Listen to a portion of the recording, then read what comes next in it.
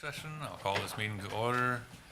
Looking at the agenda, we got the first item done. So highway department's first, or second.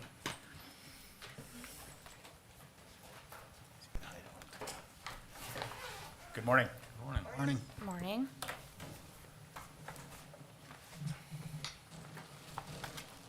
So I'm not sure what your method has been with the other department managers. Everybody should have received our green book for this year. That is our proposed budget for 2024. As you note, there's not a lot of changes. Our approved levy for 2023 was obviously 3.3 million. We are requesting 3.5 million for this year. Not a lot of changes to our operational. What you'll notice with our budget in the changes from year to year will be primarily the different funding that we bring in. So it can range quite widely on federal money, any additional grants or whatnot that we would pull in, but our operational costs seem to stay pretty stable. And primarily the 200,000 that we're requesting in addition to last year would make up the wage increases that were approved after budget submittal last year, along with what we'll see for 2024. And Christina put some numbers together on just the wages and benefit increases for those 2 years was 233,000. 233. So essentially, that's our increase. Everything we do on an operational level, we have to make some assumptions. And one of the negatives with the proposal that you've already received is what's going on with our fuel prices. We had actually dropped that a little bit this year in trying to be a little bit closer to what we actually expect rather than banking on the higher prices. But now all of a sudden we're seeing more cost increases than what we budgeted for. I think we're at $3.25 a gallon for gasoline, and we're well in excess of that right now. So that can change it a little bit, but it's in a worst case scenario, we would end up tapping into reserves. But we're pretty good on reserves right now, but about where we should be. Not too much in excess, but we still have those reserves. So with the 200,000 extra, we still got to pinch pennies where we can, and but most of it's just wages. So. Those wages, they include 4% COLA and then 3% steps. Yep. So they're 7%. Yep. Because I've been doing numbers on a number of different departments, and most of them are 7, but we've got some at 9.65, so I'm wondering what, those are some areas to cut. But anyways, yours are 7%. Mm-hmm. Okay, Yep. good. And another question, in the miscellaneous category, are there any capital items that could come out of there and put in a different category? We can look at capital would be on page, where are we at, 10? 9? Notes page 9.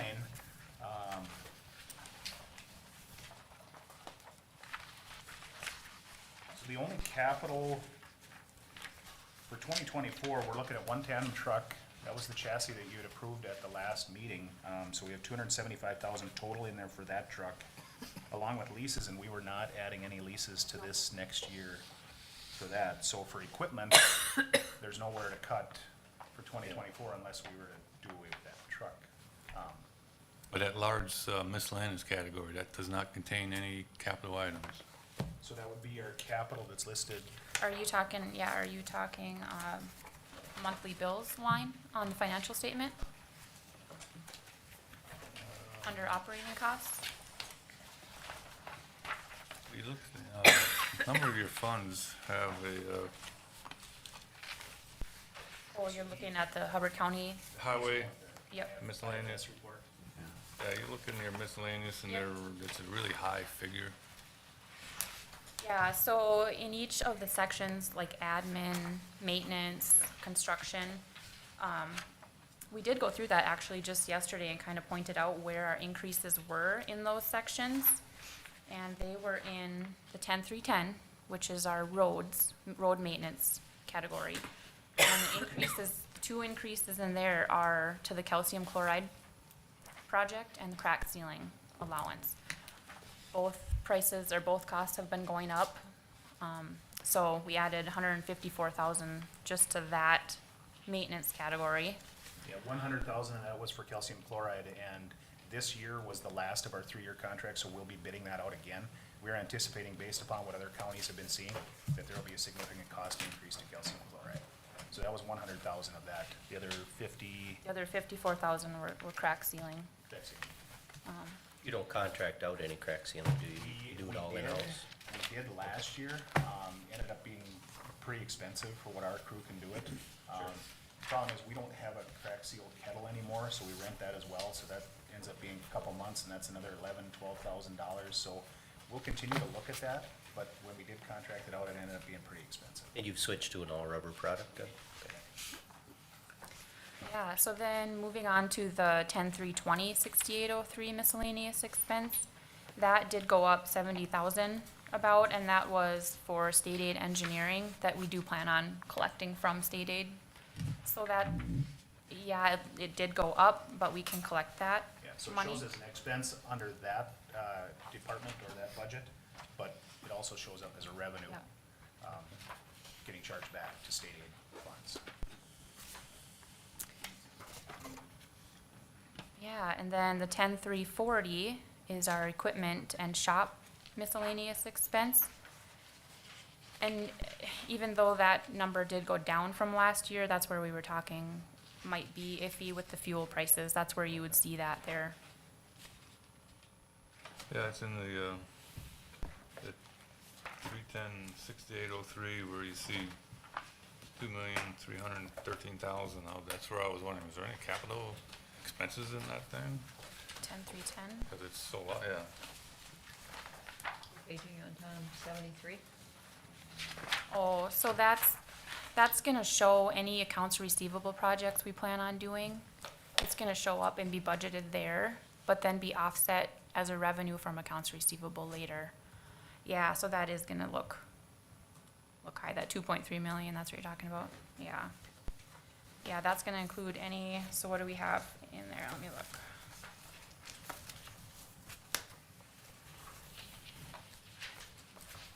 Oh, that would have been this year that we have accounts receivable, For the LRIP? yep. Yeah. Cash flowing, yep. Let me look here.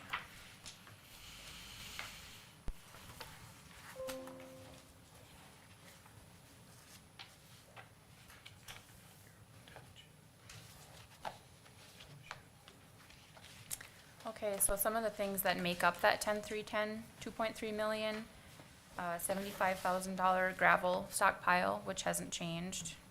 20,000 in signs, which hasn't changed. 30,000 for our culvert inventory, which hasn't changed. $5,000 increase to our salt sand allowance, which that's dependent on weather too, how much we end up going through, how much we end up ordering. So that could be variable. 145,000 for municipal maintenance, which we do get municipal maintenance from the state that offsets that.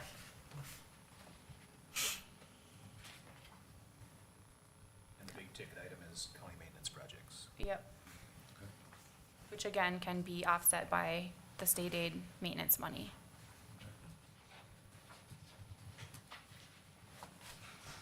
Just looking for areas to where possible cuts we make on.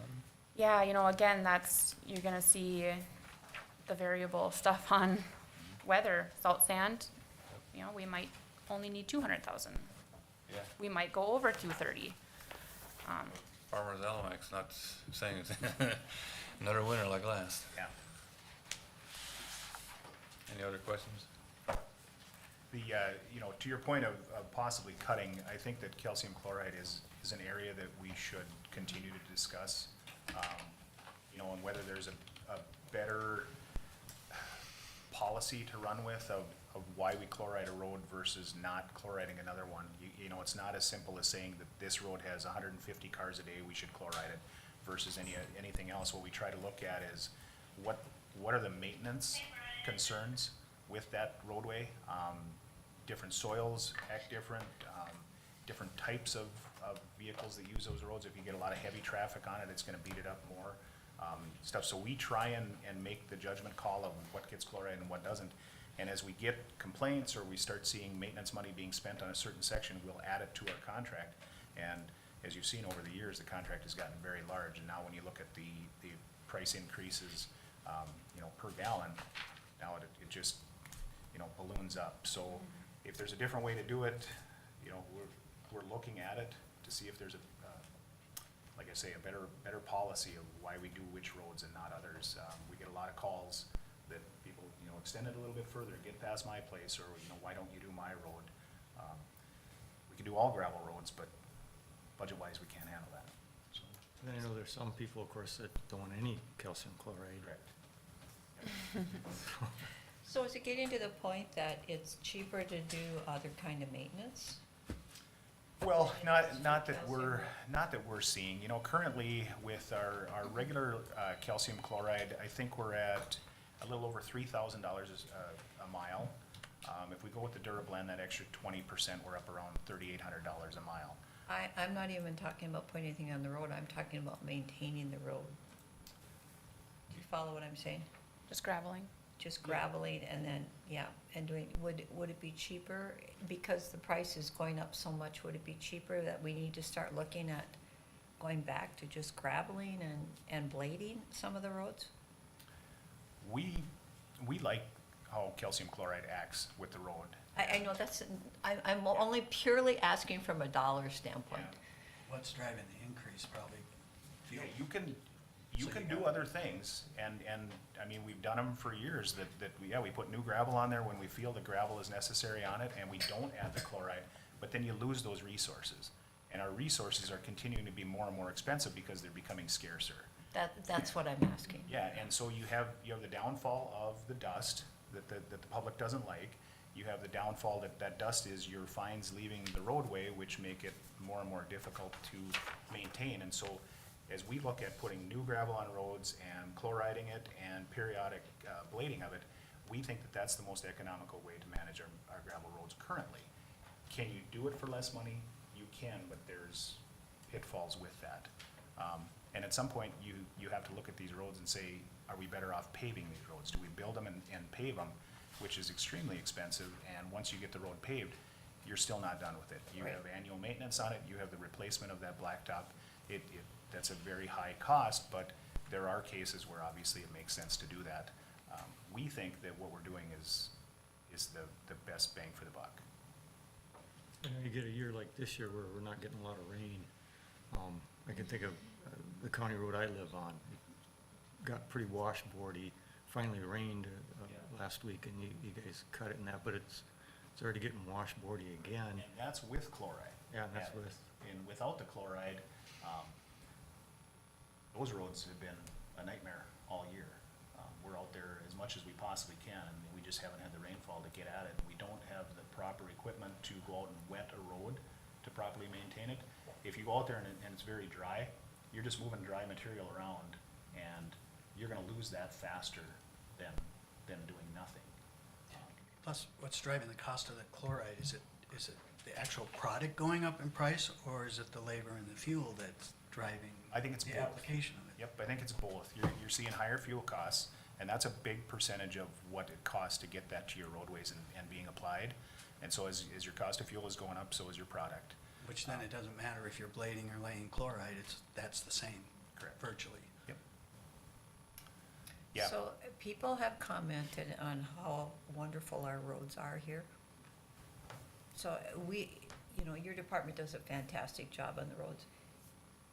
But we're also spoiled in Hubbard County. I mean, if you drive, I agree. even in other states,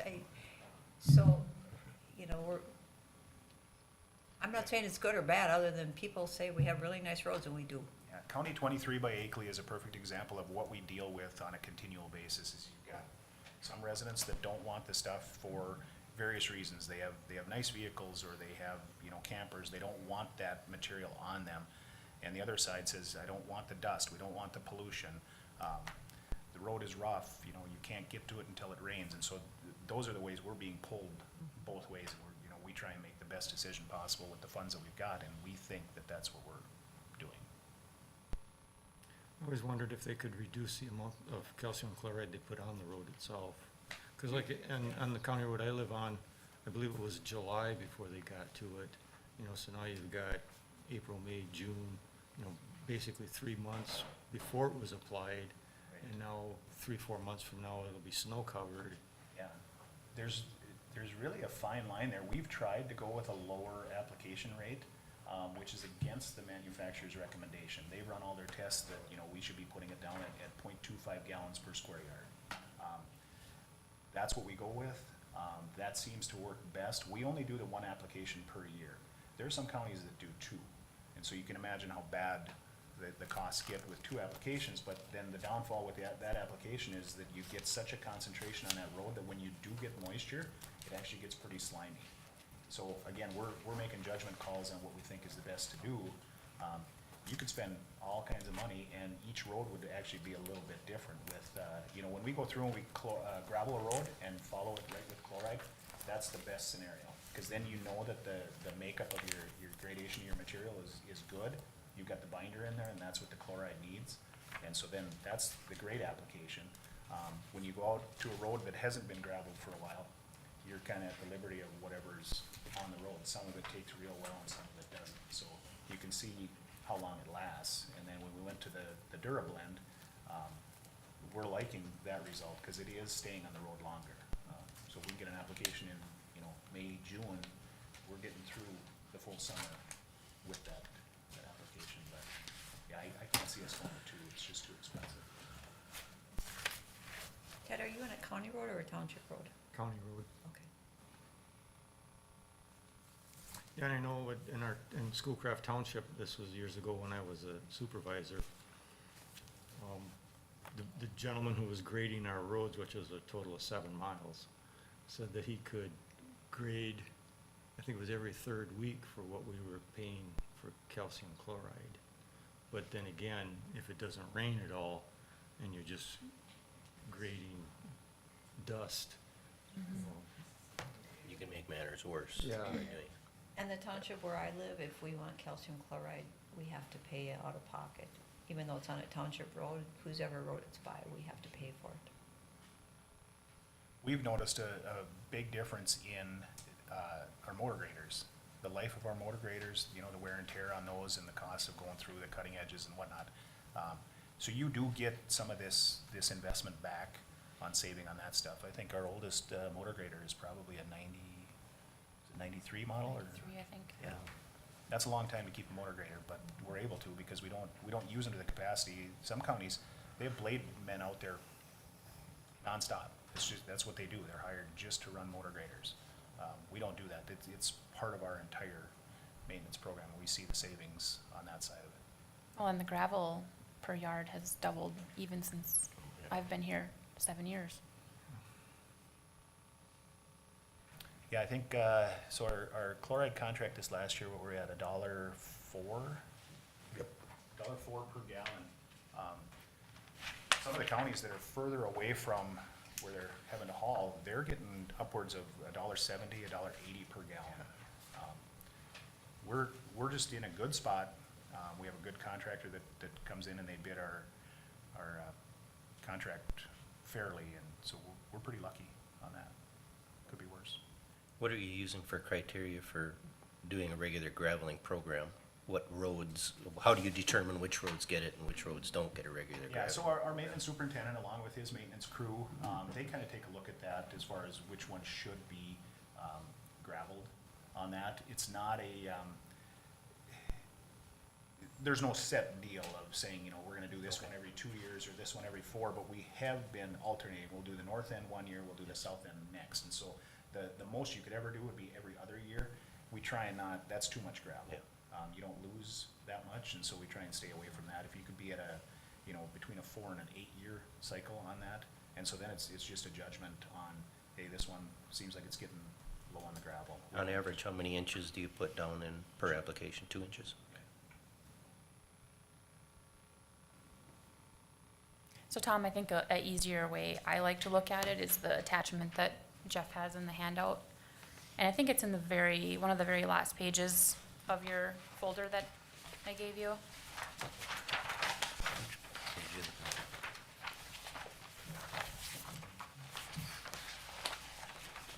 Yeah, that one. Oh, the big one, okay. Yep. So in the first column on the top, those are the revenues that are paying for the expenses right below them. So it is a little easier to see, okay, we have, we're expecting just under 2 million regular maintenance money, 146,000 municipal maintenance money, and down below, the maintenance we plan on doing is probably going, whatever we go over in that state money comes out of levy. And that's why it's all in the same column.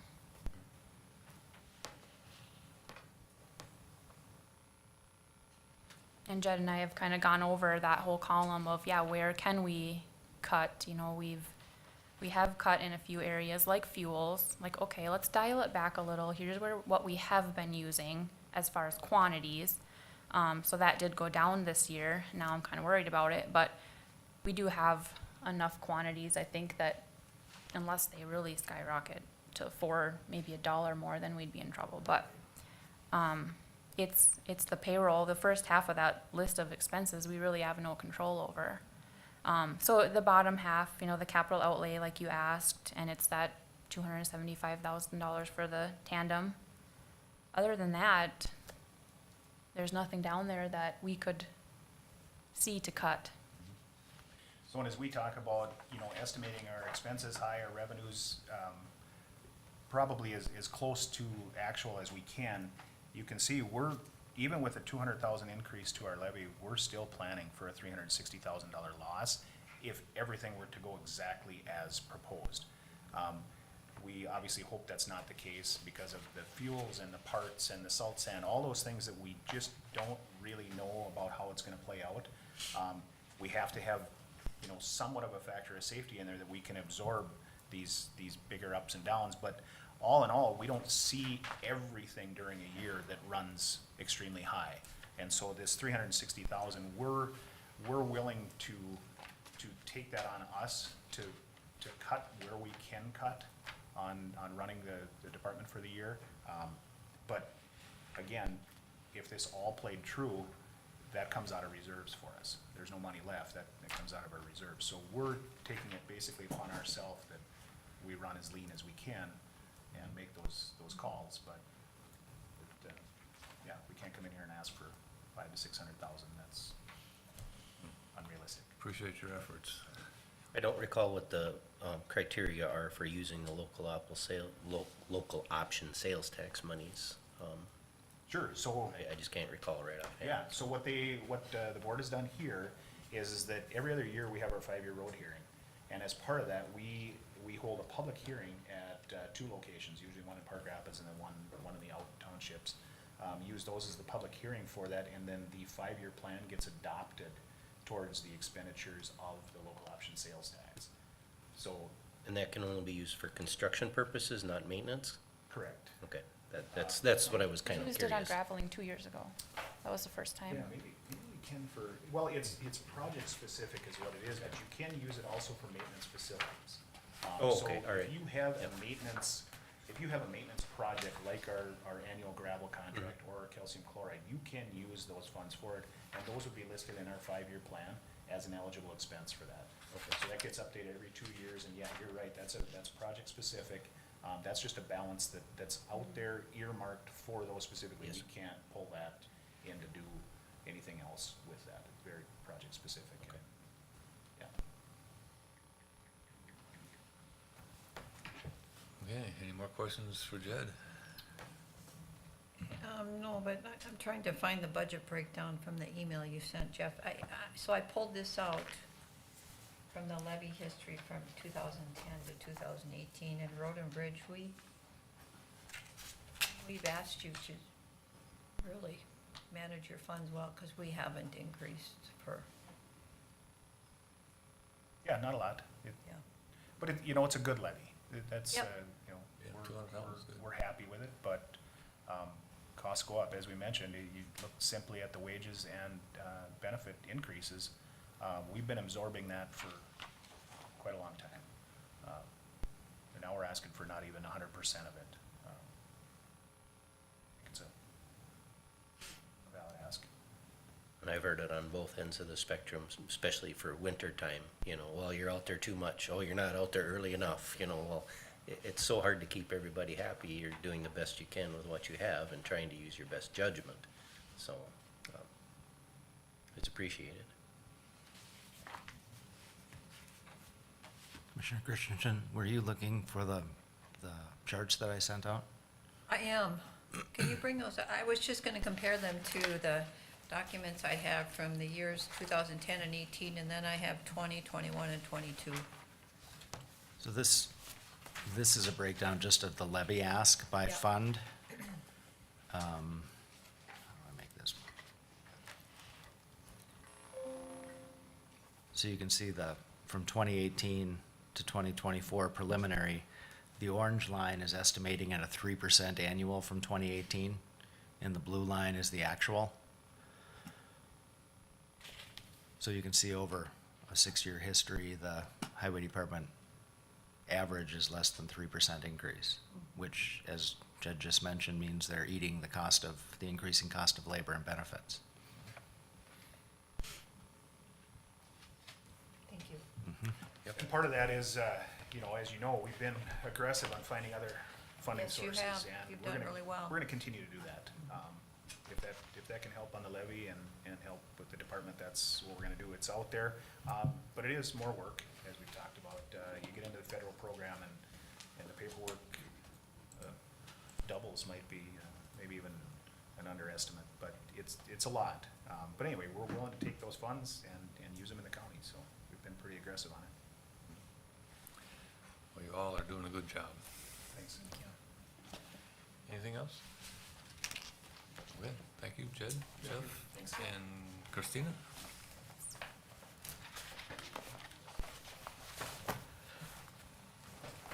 This one is Josh, Solid Waste.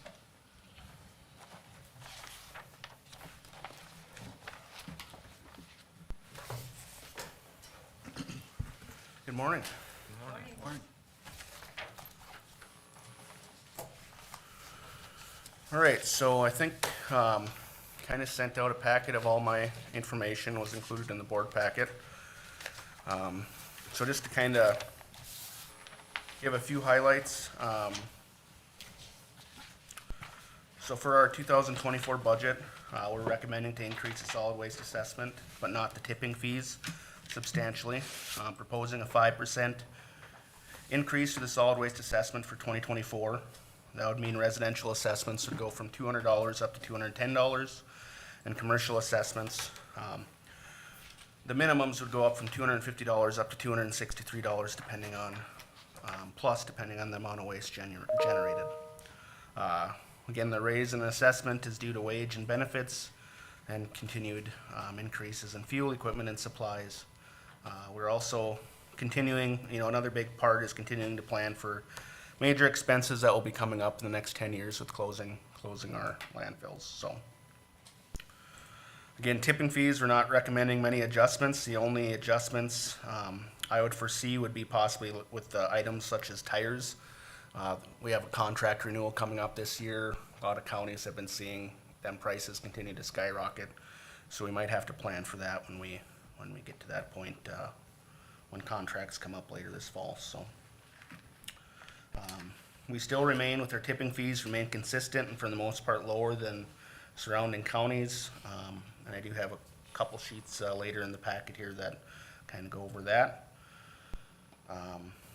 Other changes from 2023, we're not proposing to increase our full-time equivalents for 2024. We have updated our 10-year capital plan, and again, we're starting the plan for the regional demolition and landfill changes, so.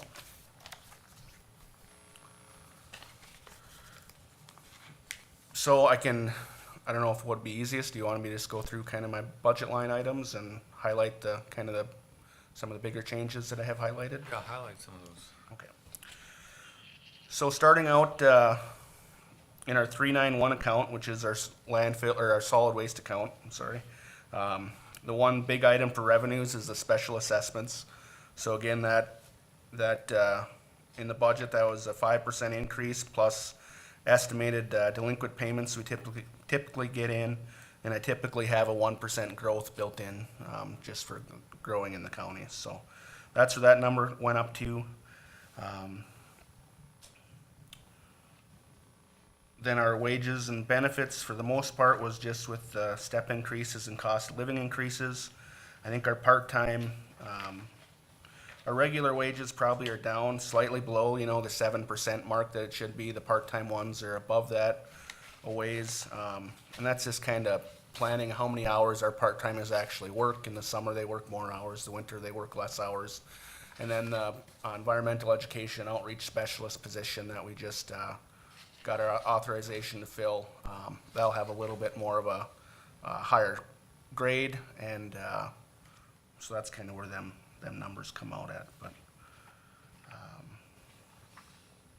our utilities and electric bills on both our 391, which is our solid waste, and 392 budgets, I added a little bit to them just due to what we're seeing with those prices for natural gas and electricity. Our professional and technical services line item, both in our 391 and 392 budget, I did add some additional funds in there just to continue on with some of our regional construction and demolition planning that we're doing, and we'll be planning to do to keep our keep moving forward in that area. Building maintenance, that did increase. We're looking at having probably doing one of two projects next year, which is going to be either to get a camera system in to help detect fires earlier at the transfer station, or we might look at doing, it's called the air curtain, to try to keep our, we've had a lot of issues with opening up our commercial door at the south transfer station a lot, with the motors and garage door openers working out, so we're looking at a possible solution to be able to keep them doors open, and an air curtain kind of separates the outside air and indoor air. So that could be one project we're looking at. So contracted purchase services, we're looking at increasing that. We're due this year to grind concrete, so that's what that large increase is in that line item. We're required by our permit to do concrete grinding every 3 years, so we bring a company in to grind the concrete, pay their bill, and then we'll turn around and charge as that goes out of the facility. So we'll get that revenue back, over a few year period there as well. I have a question. So every 3 years you have to grind it no matter what the quantity is? That's, the state gives us a little flexibility, but that's what our permit requirements Okay, are, great. so. And I would guess we probably have another, we ground a few years ago and we had 17,000 yards of crushed Okay. concrete. And I'm guessing we have, I would say probably 7,000 to 10,000 on the ground right now to grind again, so. Is that what they put on the roads then, that you sell? Yep. Do you have any of the stuff that you crushed prior left, or is that all gone? Yeah, it's been going really good this year. So we probably have I would say a couple thousand yards left, so we might get to a point where we need to shut that off just so we have a little bit of stockpile for our roads, but we've still been selling it, so. Thank you.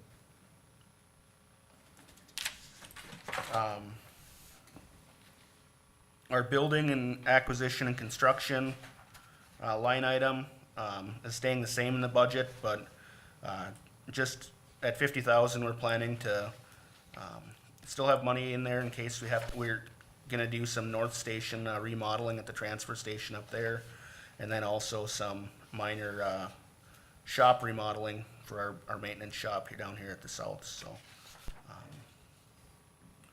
And then equipment purchases are going up a lot in our 391 budget, but coming down a lot in our 392 budget, and that's just showing where, based on our capital improvement plan, what pieces of equipment we need to replace this year. So in 2024, we're looking at replacing our material handler, which is a very large price item. And we purchased our first one at the South Transfer Station with cap funds when we built the transfer station. That's now getting to be 5-6 years old, and we're looking at using this, transitioning this into a backup machine, and purchasing a new one there, so. And then the other equipment will be pretty minor items there, but just might be a couple other smaller pieces. We do budget some for containers, every year, and then, there'd be like a rake attachment for working with our brush, but again, they would be pretty minor items. The big one would be the material handler, so.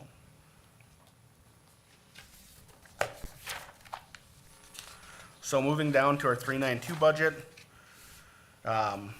with the revenues in our score revenue, we have a slight increase in that projected, and that's due to the increase that the legislature sent last year.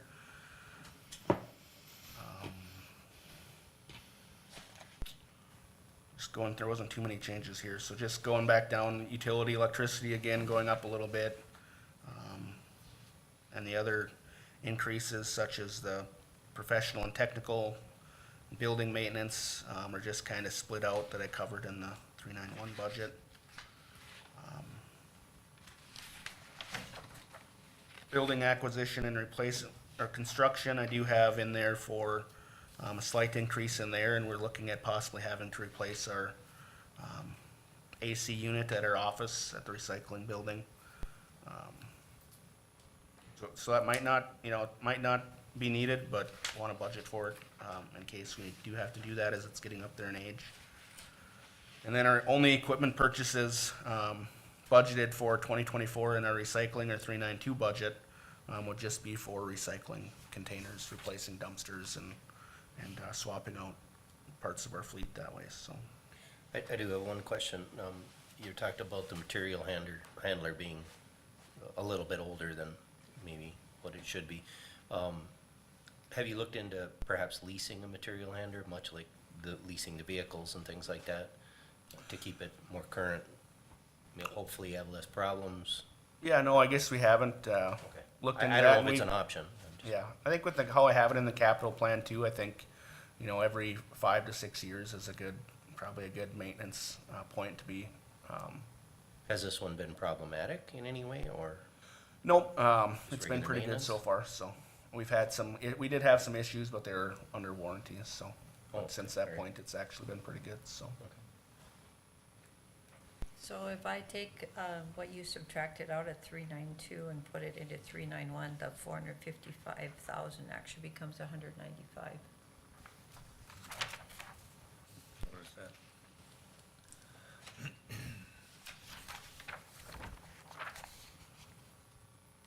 For the equipment, or the, Yeah, so because you said, you had taken it out of 392 and put it in 391, yep, so the difference actually is 195,000.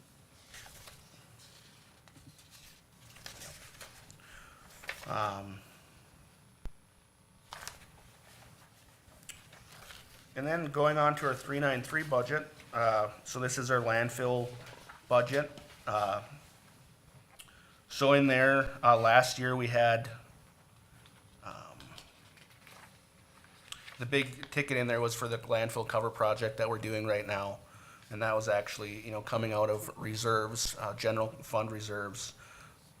So that's why it was such a large number last year. Looking at 2024, we do have in there to be repaying that over a 4-year period. So that's in the $300,000 under capital expenses and repayment. So 150,000 of that would be to repay the general fund with the cover project that we're working on right now. And then we also have 150,000 in there to plan for a smaller cover project at our north landfill this next year. And then the remaining 120,000 in the 393 budget is for just our engineering, water sampling, reporting, our standard costs that we have with operating our landfills, so.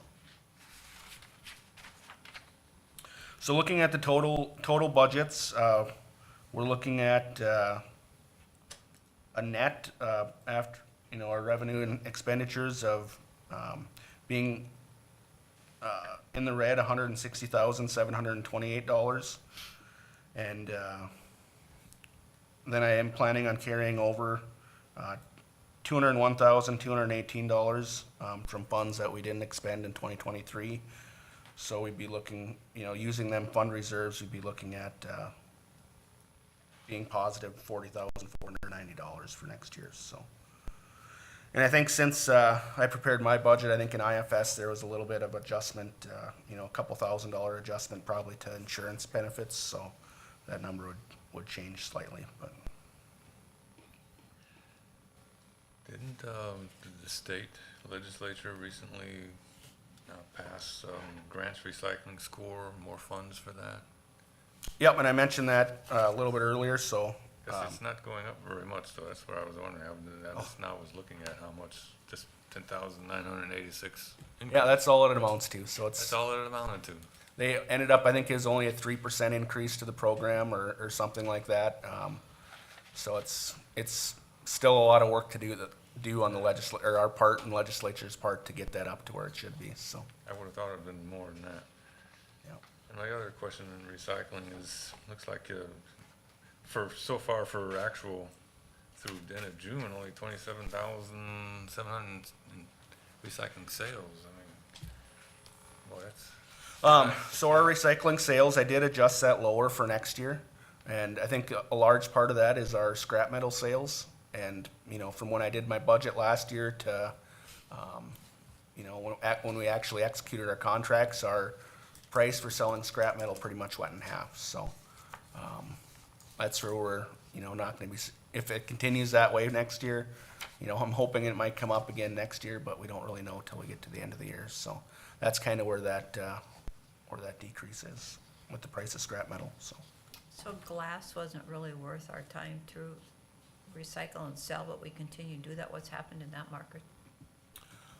With the glass, with recycling, so everything still goes up to Polk County, and they pull out the glass and use that as alternative daily cover on the landfill, and Okay, so And we're not, Crookston, so. we're not selling glass at all. so it's not going to market once it gets up there. It's being reused at their facilities, so. Okay. But they're selling the plastic and the aluminum, right? Yeah, and I haven't heard, we have a meeting coming up tomorrow, actually, where we'll get some updates on numbers, I'm sure, but I haven't heard really what the recycling market's been doing lately, so. Ted, are you going to that? Yep. I'll be interested if you have something to share. Okay.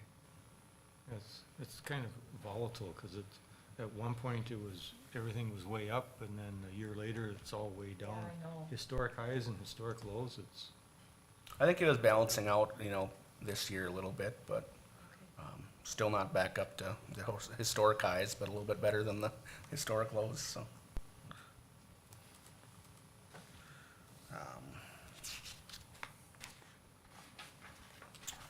All right, now the next slide we have up there is our, just a kind of a graph that represents where our revenue comes from. So if you look, 88% of our projected revenue comes from the solid waste assessment. About 8% comes from tipping fees that we charge at the gate. And then, the remainder is just made up of, small percentages made up of the other grants and levy and other sales that we have in our department, so. The next slide shows, again, the projected solid waste assessment, what that looks like with the 5% increase. Again, that would go from $200 up to $210 for a residential parcel. And the breakout and structure of that, I'm planning to keep the same, so.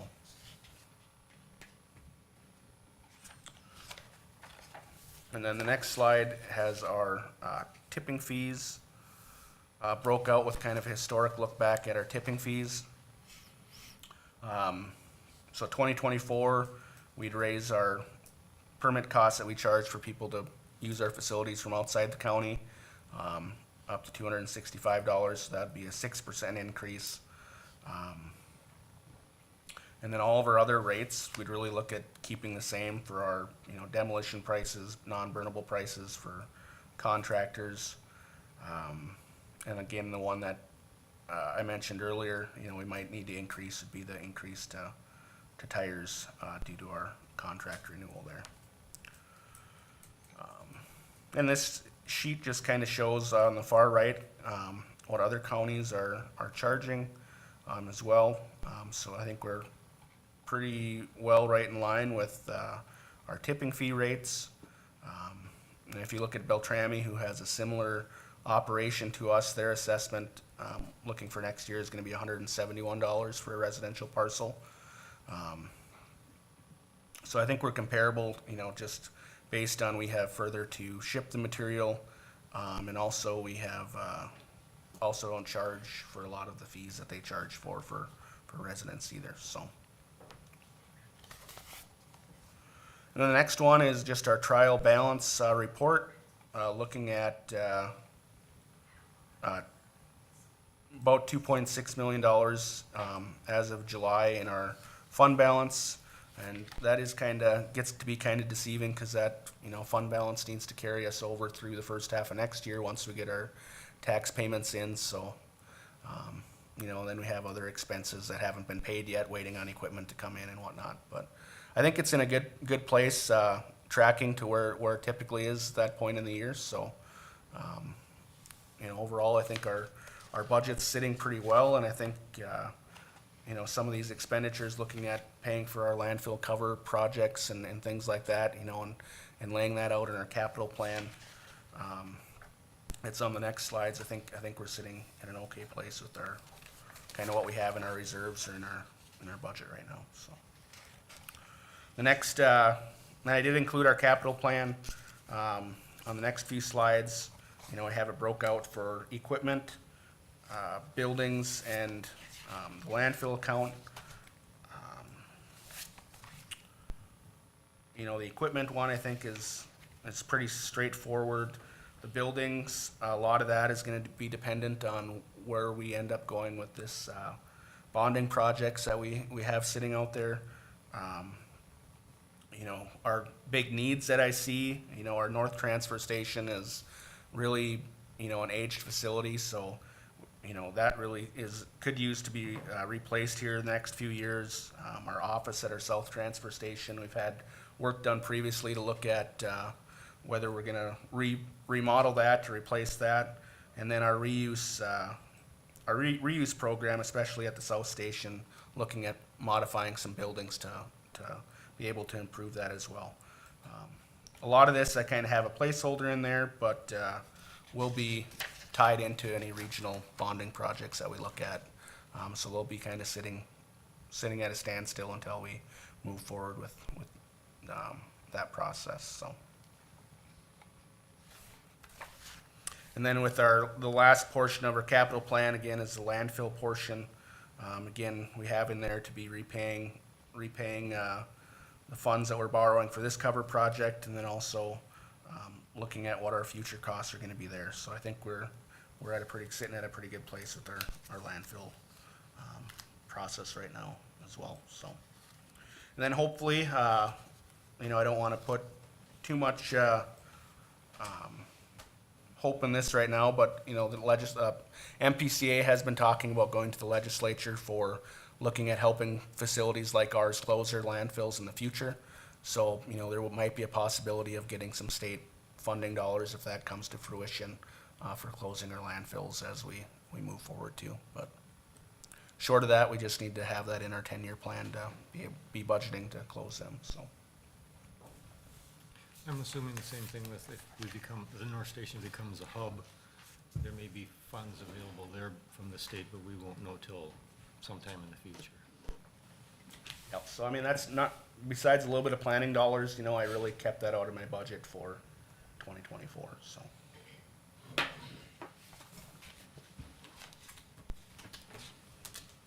Then the only other, the last slide, I just highlighted, some of the capital purchases, again, we're looking at for 2024 that I already went over.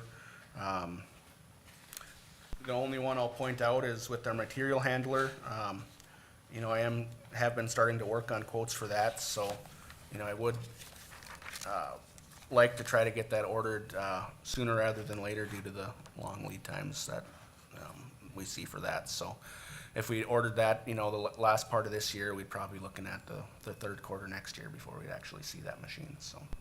What would we do with the old material handler if it's still usable? So my plan right now would be to keep that as a backup. You know, we do have, you know, definitely the need to have it. When our machine goes down now, you know, we don't really have a plan for loading trailers, so this go around, we'd keep it as a backup, and the next time we replace it, then we'd, you know, trading it in schedule, so. Then hopefully if we get this bonding, project, we'll probably be looking at upgrading some, lots of pieces of equipment, adding equipment, and a lot of that would be paid for with bond dollars as well, so. Then is there any value in the old equipment? Yeah, I mean, there'd be definite value in this machine especially, but. Which item is that material handler? Is that the 2018 CAT? Yep. 450,000? Okay. Yeah, and even that, I mean, looking at that compared to, the rising cost of equipment, I think in 2018, I think that machine was around 343,000 when we purchased that, and now it's upwards of, I think, 455,000, so. How much do you think that old one is worth? I guess I wouldn't know, I mean, I guess with them prices of new ones, maybe it's about worth as much as we paid for it new, I don't know. I'm just wondering, do you really need it as a backup? Yeah, I think for our operation, I mean, we really need to have two in our operations, so. Obviously, you'll operate it here and there a little bit, because just having it sit wouldn't do any good. Yep. How long is the warranty on those? You can get different warranty packages, I believe.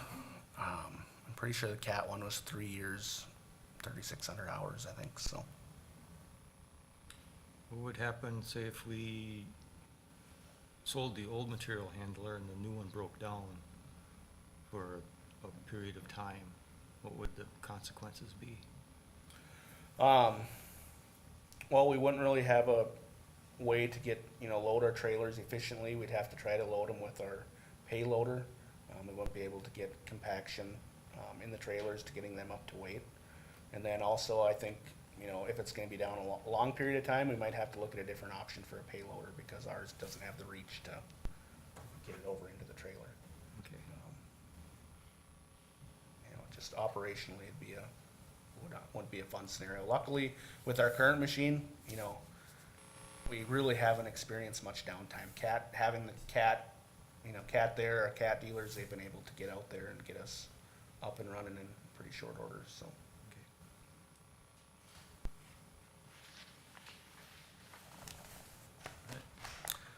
That's all I have, if you have any other questions. No?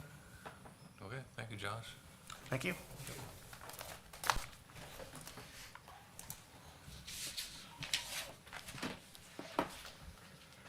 Social services is next. Morning, Mr. Chair, Commissioners. I brought Nancy Mitchell here. She is our accountant, or our social service accounting fiscal supervisor. And how are you all doing today? Do you want to move over so you have a mic?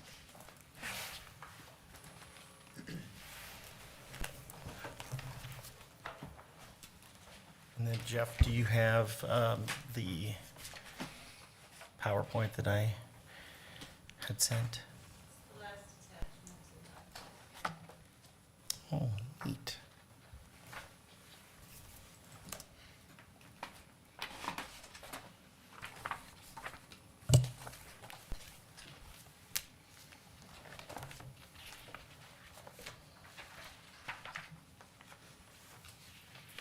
So again, this a little bit of an overview of our services. Social services, we are responsible up to the administration of up to 50 state and federal human services programs, and they provide support for the county's residents that are most in need.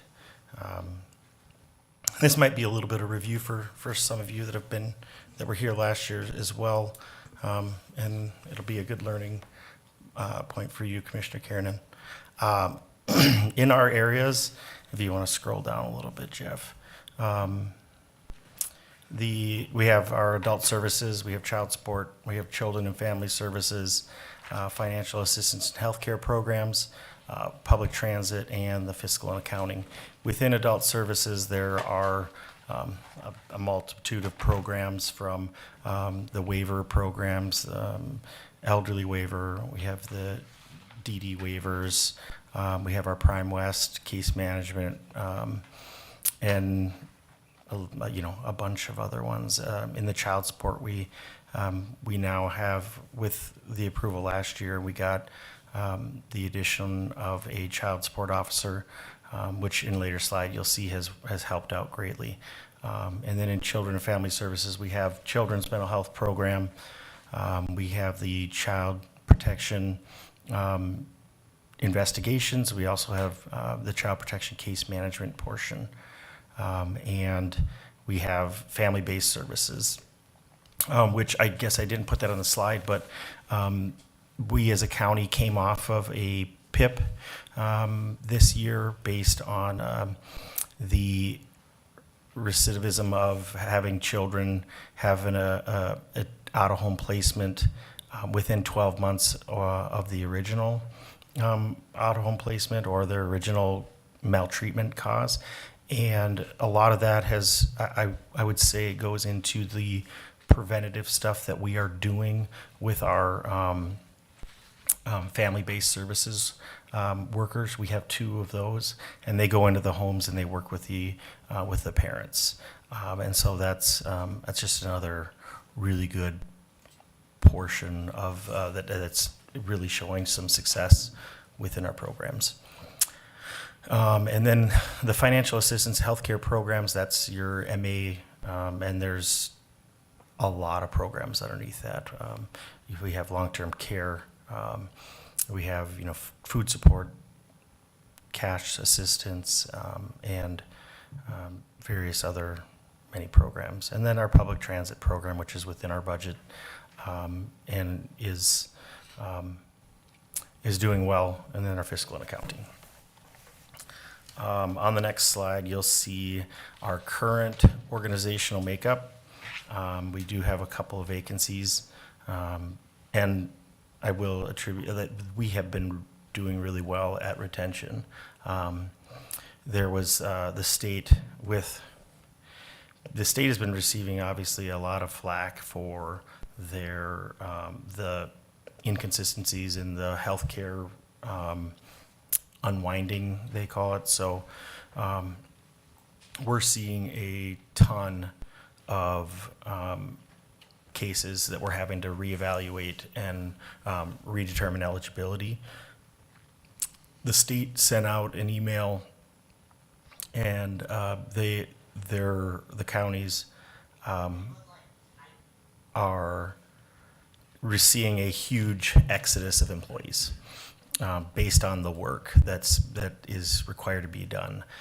We sent out a survey, or not a survey, just asked our employees what could we do, and the majority of the replies we got is that just to continue the flexibility and the telework stuff that we have. So it really does go to show that what we're doing is helping with our schedules and with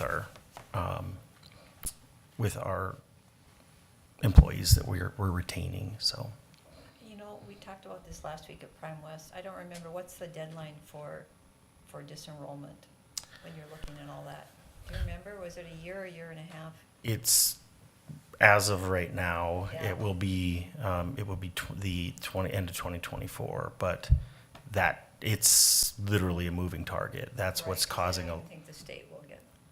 No, I mean, we had in August, actually it was end of July, the state said that we had to do all the enrollments for August had to be done before the end of July. And so we had them working overtime on a Saturday, completed. Monday morning, DHS came back and said, nope, we're pushing that out 30 days. And so that's where you're seeing the frustration with employees, is that here we are we're having them work overtime. Contrary to popular belief, they don't like to work Saturdays and overtime in the summer, but they did it to help get the job done, and then DHS came back. So, as of right now, I believe it's the end of 2024. And I've got a question, Brian, when we're looking at the current, it was as of August 30th under the social supervisor 1. So if you look down, there's, no, excuse me, yeah, the second one in, so social workers, 13 full-time there. Yep. And then if you go on to the next one, Did I mistype Jeff, something there? no, Jeff, can you scroll down to the next one? You have social workers 15, do you see the third column over? Yeah, yep. But you're not, that's your proposed, are you moving people around, or how did you end up having 2 extra people in that? I may have mistyped the number here on one of the two. Let me just look. I thought I evaluated that, but.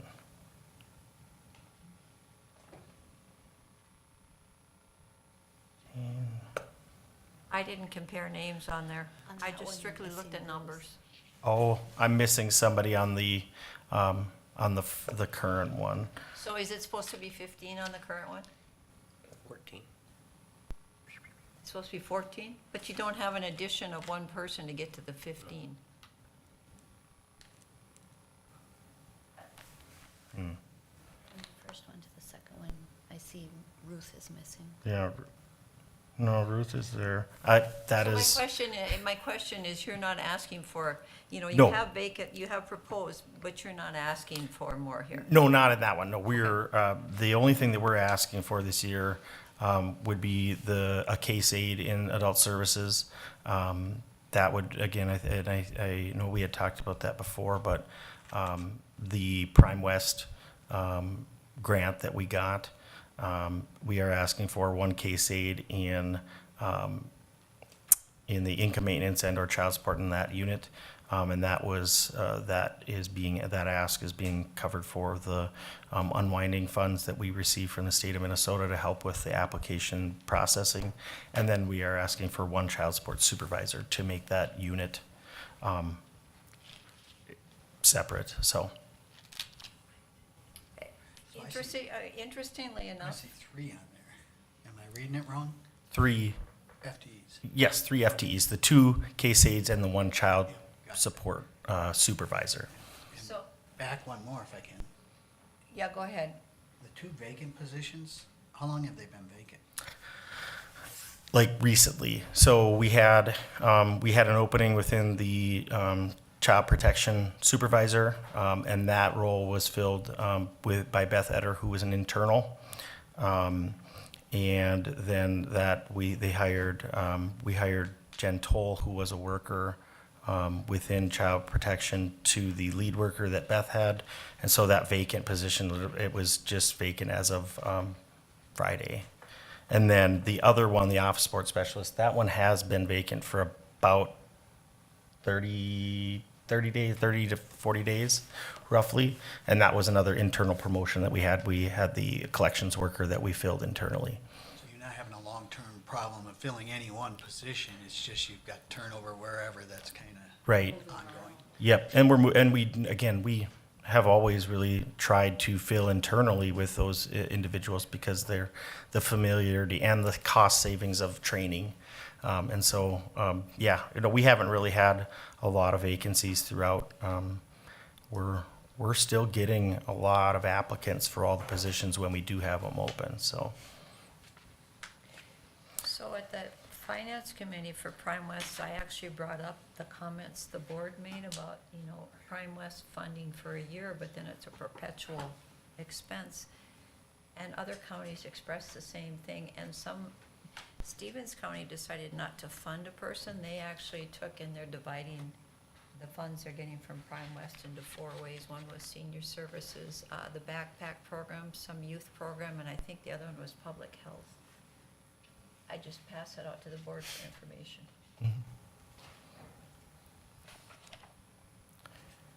So, with that new organizational structure, that would be, again, that would put, if you look at the current one and you look at the financial assistant supervisor and that income maintenance unit, you're looking at, you can see the disparity of the number of people they're supervising in programs. And that's a difficult one because you have all those eligibility programs on top of, then you also have child support, which is a pretty critical role or unit within our county.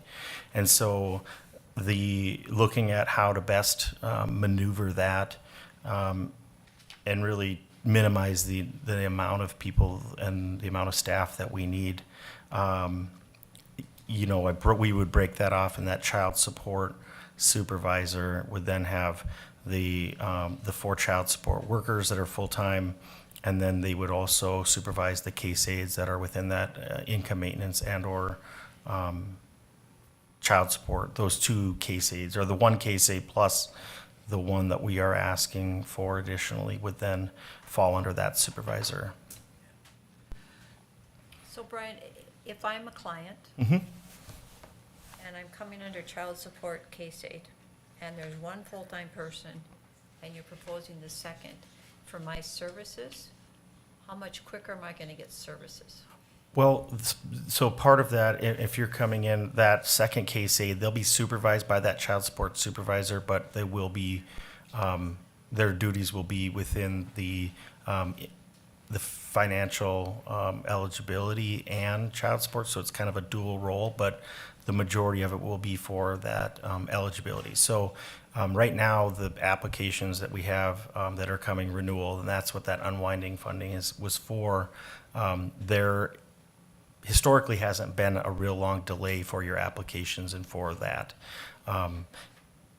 Now we are starting to see a backup, and another case aid, instead of adding an eligibility worker, another one, we are looking at basically just asking for a case aid so that we can utilize those funds longer.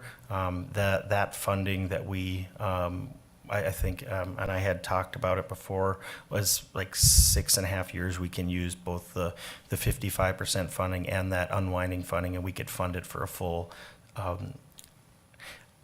conservative was 6 years. I believe when I budgeted it out, it was actually more 7, but with the cost of living increase, it would be 6. So I think, to get back to your question there, having another case aid, a support person, would allow the eligibility workers to do more of that, of the eligibility or the determination, and the case aid would then be doing more of the document gathering, inputting stuff into Maxis and the systems to get it there, so that we're really utilizing our the eligibility workers to do the determination and not do as much support work. It will help. I guess what I can say is I can't, necessarily tell 100%, but you're going to get, it'll be less backed up and there'll be faster determinations with the help of that case aid. And is the full funding, is that state and federal dollars or just state dollars? It was just the state dollars we received from DHS. I believe we got like 167,000, and there is no timeline on the using of that, and that's kind of where I was trying to get creative and to match that so that it was no out of pocket for the county, or no levy dollars for the county for that. And I believe that we, once that 7 years is up, I mean, we'll have had enough time to be able to situate that position to bill and have the random moments that it would be covered from that on out as well. So if you didn't use 167 for this position, what would you use it for? There's a lot. There are quite a few restrictions on how to use it. There would be, we could use it for the wages that we're currently having. Overtime would be more majority of what we would use it for. For the unwinding? For the unwinding, and you would get less of a return on that because overtime, as you know, is quite expensive, and it just wouldn't last as long. I'd have to rerun that projection, but it was less than half of the amount of time that we would, the length of time that we would be able to utilize it. Thank you. Out of the 10.7% increase you're asking for in the budget, how much of that is attributable to the new FTEs? About half? Actually, it would be less. I would be way less. I would have to look at the numbers because those two, the 2 case aids, that's going to be 0. I guess levy-wise, it will be zero. There will be, it's a zero to the levy, but the 10%, It would be about half, That's what I'm. but the offsetting You know, revenue not is in counting there the as well. Prime West money. Yeah. Right. Because if we don't do that, we use that money for something else, it's gonna offset something else. So I right. don't know. Yeah, so yeah, about 50% if you just look at it without that. Yep. And then one other question for you, Brian, is, so looking at the constraints of our budget, 3 new FTEs is a pretty big ask based on what I'm looking at. But I do like the way you're strategizing to lay it out and make the changes you're doing, makes sense. If you could only get one out of those 3, where would you start to progress towards what you want here? I think it would be the child support supervisor. I do believe that having that many FTEs under one person and that many programs is really difficult. And it would maybe free, and then we could use some funding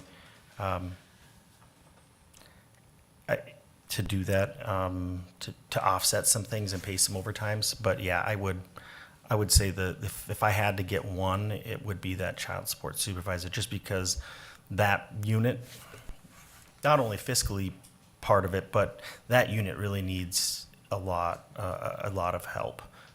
We got the additional worker, which is great, but if you look at it from a personnel standpoint, not having a supervisor that's able to dedicate all, the time needed for the help, it really takes a toll on employees. And that's, the child support area is one area where, again, like income maintenance, where it takes a long time to train.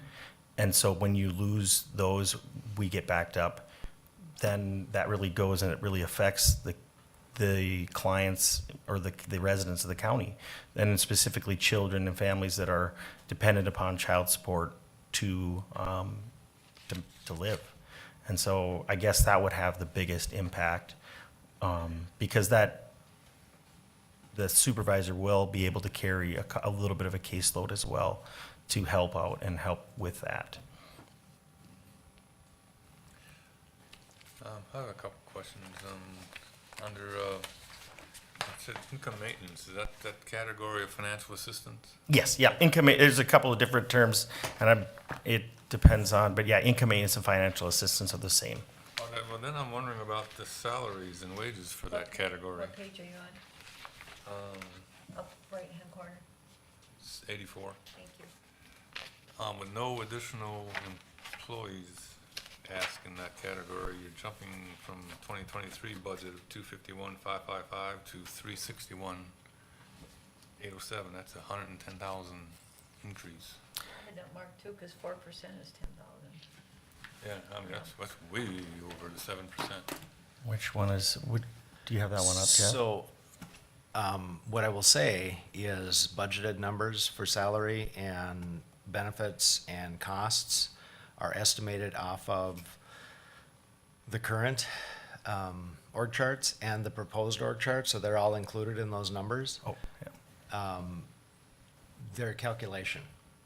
That's not, the way to adjust that would be to adjust the number of staff, not, and so if it's more than 7%, it's because we've had a change in personnel, and we've had people come in at a higher Oh, rate at a than the higher person rate, who left. yeah.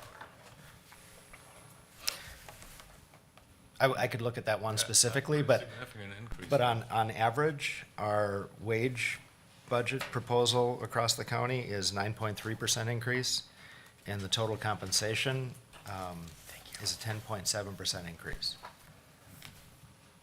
So that's a result of market conditions, again. So it's not 7%, we're swapping in people at higher starting salaries than we have been previously to be competitive. That same question then I have for the Oh. transit. There's a very significant increase there. We, Mr. Chair, where there was that one position that was added in 2023 that wasn't in that budget of the 251, that was an additional staff, and then that person was brought in. This would not reflect any The 23 budget would not reflect any changes made mid-year 23 because we are not currently have the policy of making budget adjustments. So we could go back and check those numbers, but So I had Gina run, so, the amount of hires that we've done in social services, so there were 6 in transit, but they're all part-time. And then there was 3 others, let's see here.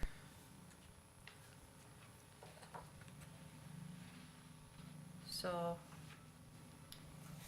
okay, in 2020, there were 64 positions, 21, there were 69, 22, there were 73, and then in 24, there's 74. So in 3 years, we've gone up 10 positions, but 6 of those are part-time in transit. And you, again, what you'll see with that is the trend of COVID and the amount, when everything kind of goes backwards or goes down, the need that we get in social services goes up. And I will say that the staff that we've added since 2020 are barely enough, honestly, to just scrape the surface of getting to where we need to be. And it's not a trend that I like to see at all, because it puts a lot of work on the people that we have, so. Yeah, I'm not arguing with you. No, I'm just- yep. So K-SAID, in 2020 was 4, it's currently 7. And then adult social worker went from 12 in 2020 to 14. Otherwise, the rest of the numbers are the same. You got rid of an informational specialist, I don't know what you did with that, but, We turned that one into a K-8, was just to better utilize it. It was one of those where it's like, this position used to be, and now it's helping quite a bit in the child protection unit, so. I don't doubt there's a need, but, I'm on Health and Human Services at that county level, and it's really frustrating, because it doesn't matter how much we give them, they just want more. I'll have a full summary of FTE historical. I've got that request into HR and I'm waiting for to get the full data, so you'll see that. But from one point of context, I'll bring this up again. And we looked at the highway levy from 2018 to current. We're roughly on trend with this year's request. General fund is roughly on trend.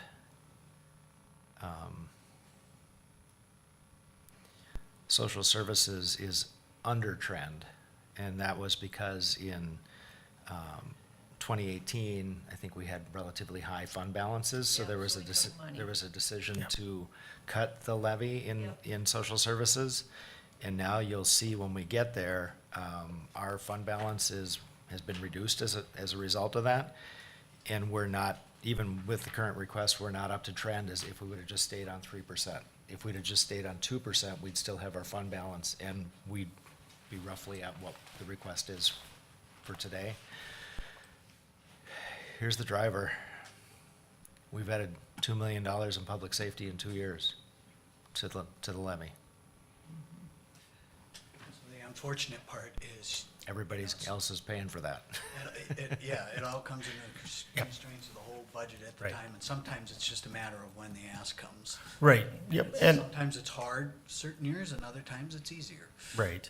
And, The big picture. right, and I think, I've shown that, I'm pretty fiscally responsible and trying to find ways to save the taxpayers, in this, and find other ways to funding, while also trying to balance the workload of the staff that we have and keep them, and that's the tough part. Because if the workloads get too high, we'll see, because they are getting, they're increasing, you'll see it can fall apart real fast. And then that's everywhere. I mean, you look in the civilian sector as well. If people if they feel that and it's not even about the pay necessarily, it's about the workload If they feel like they have too much work and that they're not getting the support they need, they'll find somewhere else to go, and then that only compounds the problems back down to the rest of the individuals. And so, I mean, there isn't an easy answer at all, and totally understand. So just know that with my asks, they're as minimal as we can. I think that we're and fiscally responsible to make that. And then, I mean, if we go to the slide 11, which is the numbers for the child protection, that's another driver you see.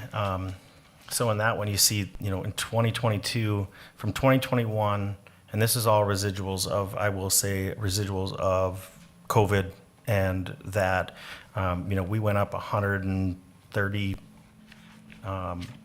intakes from 21 to 22, and the out-of-home placements of that alone went up, 30. That's a lot more out-of-home placements when you look at it. And then the average caseload went up by 6, which is, if you look, and now in 2023, we're already trending, it's already up. I mean, So Brian, are people moving into the county, or are more people in the county needing services that have been here? more people are struggling, for sure. I mean, you look at the economy as it is going, people are just having a hard time. And even though people may be getting beyond programs that we have, it doesn't mean that they're even anywhere near successful. It's causes the main driver of the needs of abuse and of neglect and those things is poverty. And unfortunately, it's getting worse. I mean, that separation is getting farther apart. And in our children's mental health, that's another scary one for me, because the intakes that we've had, I mean, you look at, we went from 100 to 80, we were trending in the right direction, and then down to 74.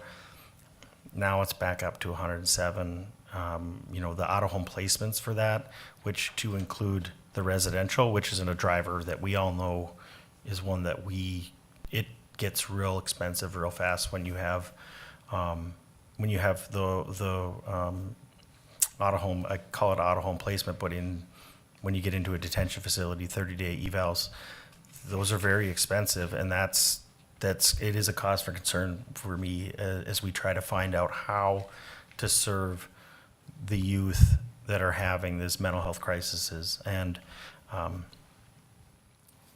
so again, those are really the drivers of our budget when you look at the out-of-home placements and the unknowns that can happen. I mean, one year we could have nothing, and the next year we could have, one individual that could cost the county upwards of $200,000 to $300,000. So,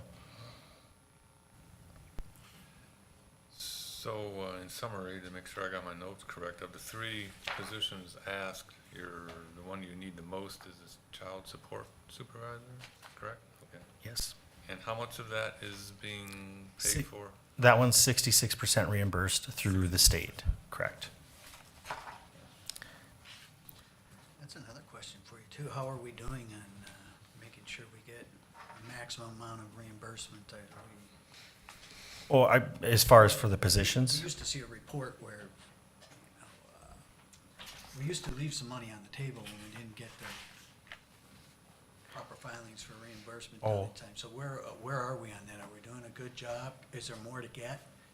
I think that we're doing well. Some of that stuff has changed for Prime West. Obviously, now it's not capitation, it's billable. And so we're trying to, right now, if we looked at that one, it would be a little bit less. That was what we're getting. But there's just work with Prime West that we have to do. But, I mean, I can get that. I could get that report. Where are we, are we sitting? With child support, it's always 66%. Just, it's a little different than individual claiming Yeah. on things. Yeah, so It all has to do with state reports and what our numbers are and submitted. yeah, We're so. Guaranteed the 66% on that. Yeah, we're not missing anything in that child support area, because it's, if they're 100% in that child support program, we just submit the report and then we get that reimbursement of the 66% regardless. So refresh my memory then, the child support unit, we're at 70.77% for 23. What is that number for? So that number is the, the percentage of collections that we're successful on.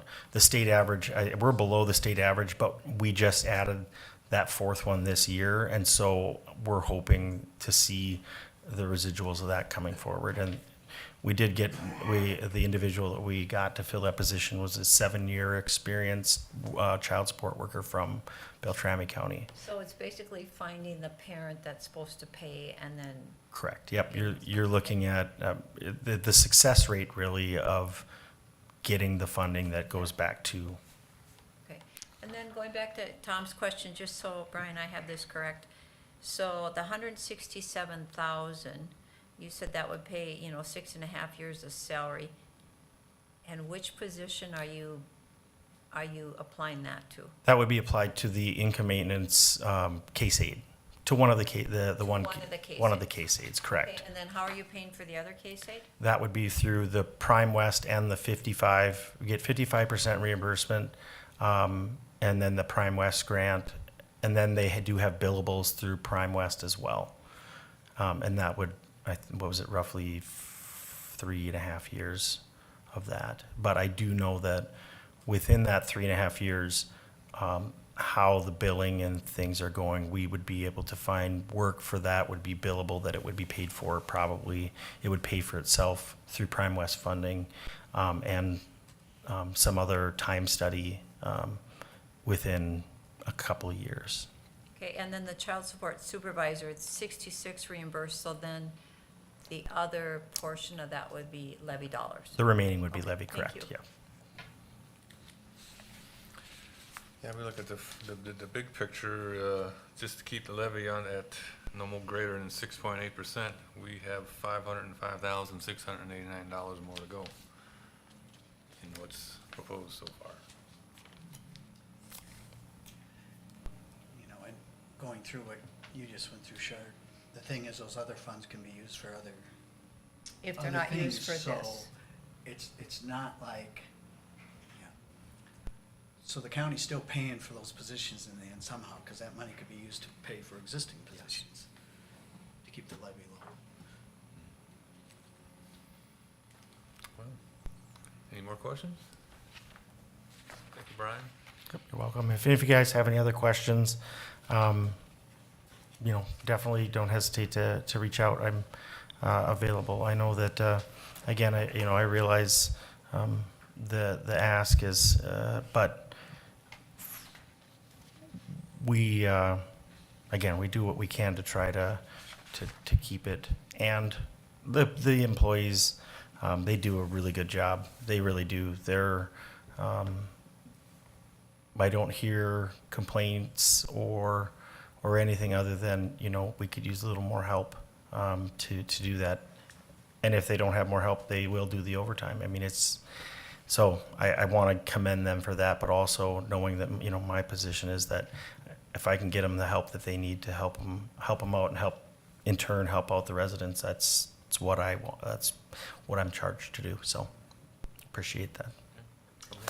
So here's an unknown question, but, so if you paid overtime instead of the position, is it gonna equal out in the end?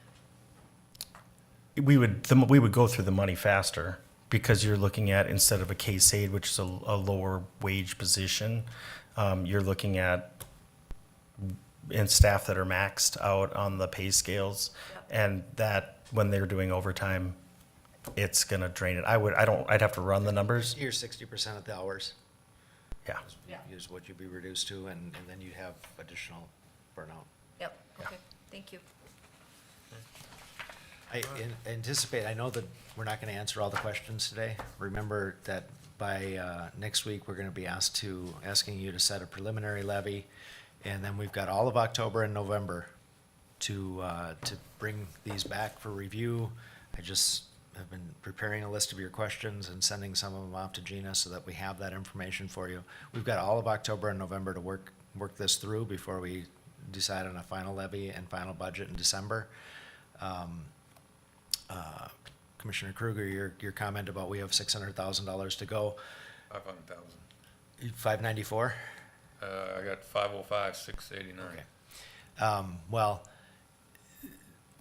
that's actually already resolved, but I'll tell you that when we get to the end of the summary today, we are at or under 6.8% right now with some adjustments that can be made internally, without just financial changes. And I don't even have to get my list out then, 'cause I want your list because we wanna consider all those options, but I'm kind of giving you a preview of the end. But I am also thinking that we're gonna skip the budget, that we're gonna go to HRA or SWCD Yeah. before we do the summary of that, because we can have our conversation as long as that needs to go. So I just share that with you. We don't have to, you need to gather information now. We need to get your questions. We need to provide you feedback, and we have 2.5 months yet to do that. Okay. Yep, so we'll just schedule a little bit, but I would like to take at least a 5-minute break here and go to the restroom. Thank you. So it's okay with everybody? We recess for 5 minutes and then we'll pick up with somebody from the audience there.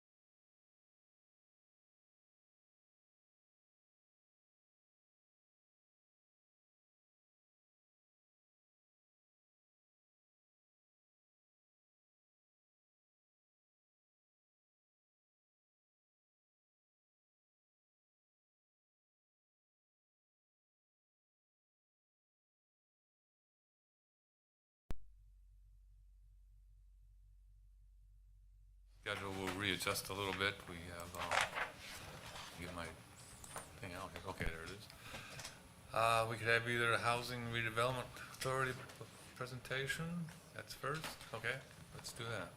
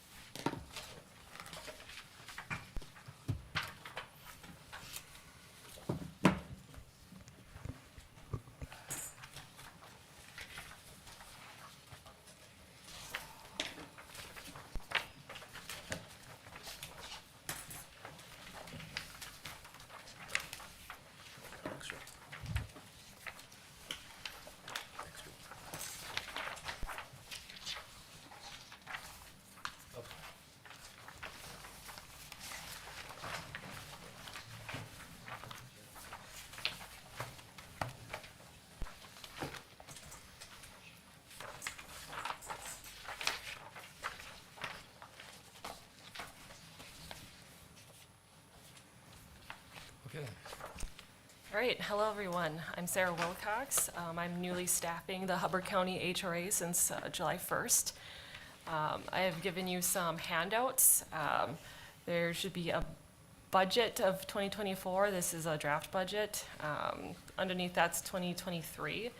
And then behind it would be the HRA's first 6 months revenues and expenditures. So feel free to peek through anything that I've sent you, and I'm just gonna go through this PowerPoint. I'll kind of give a generalized overview, and then slide 3 does have the kind of the budget breakout of what we're asking. I might glaze over that now, but then at the end we can go back to that slide and kind of hash out the request a little bit more. I wanted to share with you the Hubbard County HRA's mission. It's to provide opportunities for low and moderate income families in Hubbard County to attain safe, affordable, and stable housing. Next slide. I also wanted to share the purpose of an HRA via Minnesota state statute. I'm not going to read through each of those line items, but I wanted to hit number 4. To remedy the shortage of housing for low and moderate income residents and to redevelop blighted areas and situations in which private enterprise would not act without government participation or subsidies. And then below that is also the definition for low income and moderate income. So persons of low income and their families means persons or families who lack a sufficient income to enable them without financial assistance to live in safe, sanitary dwellings without overcrowding. And then moderate income would be families whose income is not adequate to cause private enterprise to provide, without government assistance, a substantial supply of decent, safe, sanitary housing, rents or prices within their financial means. And I do believe that the Hubbard County's mission does align with state statute. Slide 3, this is where the request is. This was created via roundtable. Again, we started July 1. End of July, we needed to provide a number to the county, and it originally was a little bit less than this and just had the kind of the top portion where that bottom portion in red was not included originally. This was kind of put in after an HRA board meeting. So kind of how this is broken out is the very first one, $120,000, that would be for board management and property management.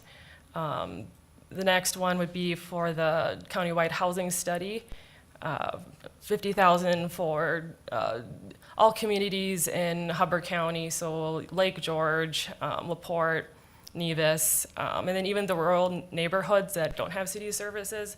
I think getting demographic and community profiles in each piece would be very beneficial. And I'll kind of go into more detail on the housing study a little bit later. And then below that is a list of capital improvements that are listed out. So the reason for the capital improvements, so if you're familiar with Cornerstone, it is a 9-unit building that had preference for homeless households. So now, and we weren't able to collect rents in the past in this building, cost the HRA about $30,000 a year to operate. However, with professional property management on board, we can collect rents. But again, due to the not being able to in the past, there's a lot of delayed maintenance items. If you're losing $30,000 on a building, justifying flooring upgrades and whatnot doesn't always make sense to do. Same thing with Regency, they had restricted rents. They just passed out of their 30-year compliance period and are in a 3-year kind of grandfathered in before we can start raising rents. So we're at the, kind of the finish line with that one where we can start collecting higher rents and changing that a little bit so we can have funds to fix some of these issues that we're seeing. And just to note that a lot of both Cornerstone and Regency are Section 8 subsidized. And then another thing I wanted to mention, if you do look up Hubbard County's community profile, you do need another 197 additional units. So I think it's very important that we maintain the stock that we have. And also another note is that the waiting lists that we currently have are about 30 to 40 households long, and the next one to move in had applied a year ago. So if you're a family that is in need of housing, based on what I saw in the last 2 months, it's very difficult to get into housing. Next slide. Part of the funding request that we asked was additional funds for a rehab pool. Again, we want to make sure that the housing stock that we have is retained, and how can we serve populations that are throughout the county. So what the HRA is looking at doing is a county-wide rehabilitation program to hit a niche of households that are a little bit above the income limits for the very low income programs that the state already provides, but maybe still can access financing on their own. So this would be owner occupied, again, county-wide, and we can target areas to make sure the word gets out to the different neighborhoods throughout the county.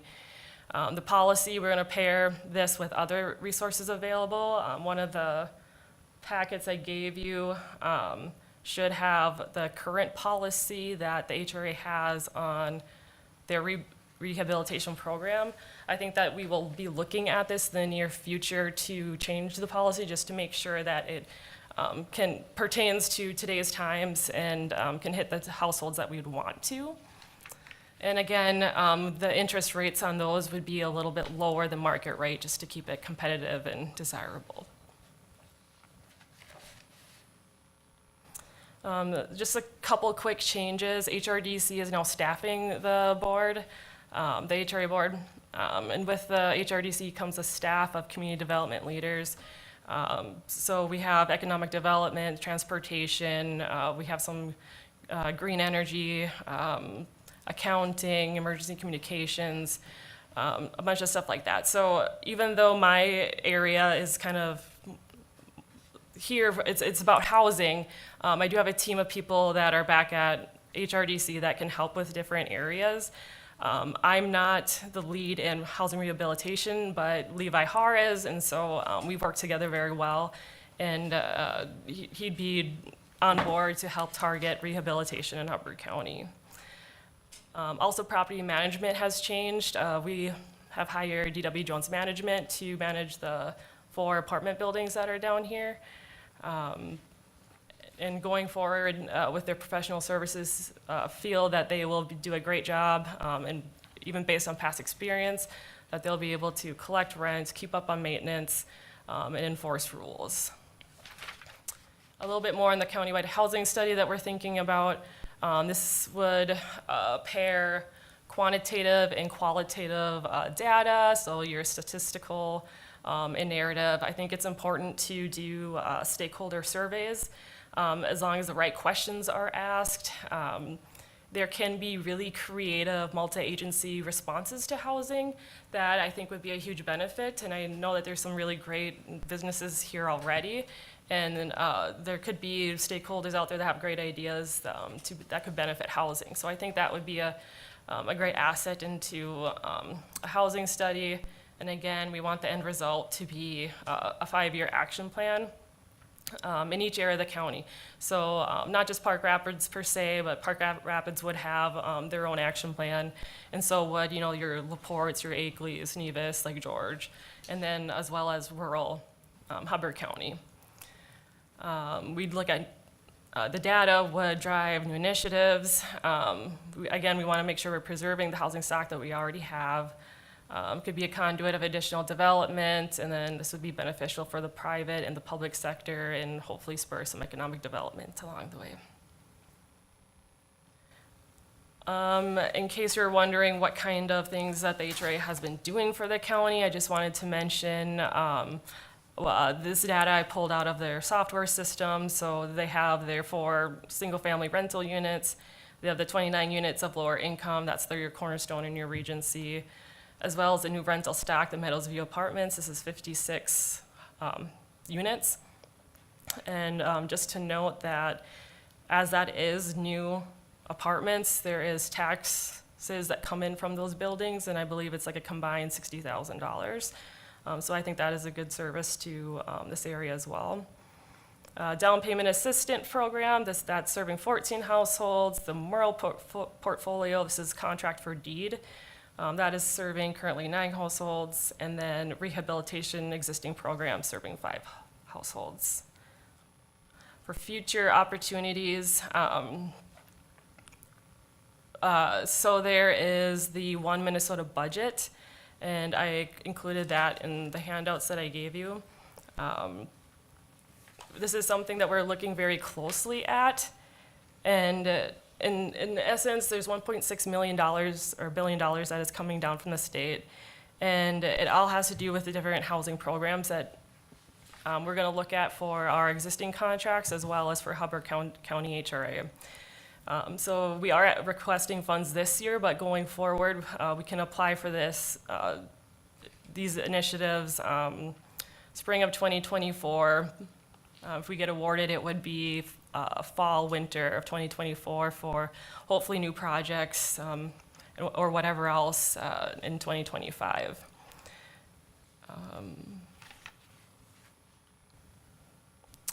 So in essence, the goals, we just want to have a professional team here to make sure we're collecting the rents, enforcing the rules. We want to look at new programs for funding to preserve. We want to enhance the quality of the things that we have already to keep our integrity. There's a placemaking grant that's currently going on in the Ridgeway community, and this has to do with safe neighborhoods, community building activities. Because that was such a successful program, we want to bring it down into this area. And this, this would be Sandy Hennem as the staff lead on that one. And what I know of it is that there are community picnics where they bring in resources, and there's a presence from the police department and from the fire department, and it's just a really great, healthy building neighborhood activities. The Boys and Girls Club is involved. I know it's a great program to bring down here, I just don't know all the details on that one yet. Housing study, again, we want to look at strategic planning, find some new initiatives, and have our 5-year action plan. We want to continue to be involved with the county board on the highest level of items. We want to look at that countywide rehabilitation program, the new one in the existing programs, and then always keep our eye on that $1.3 billion. Can you go back to slide 3?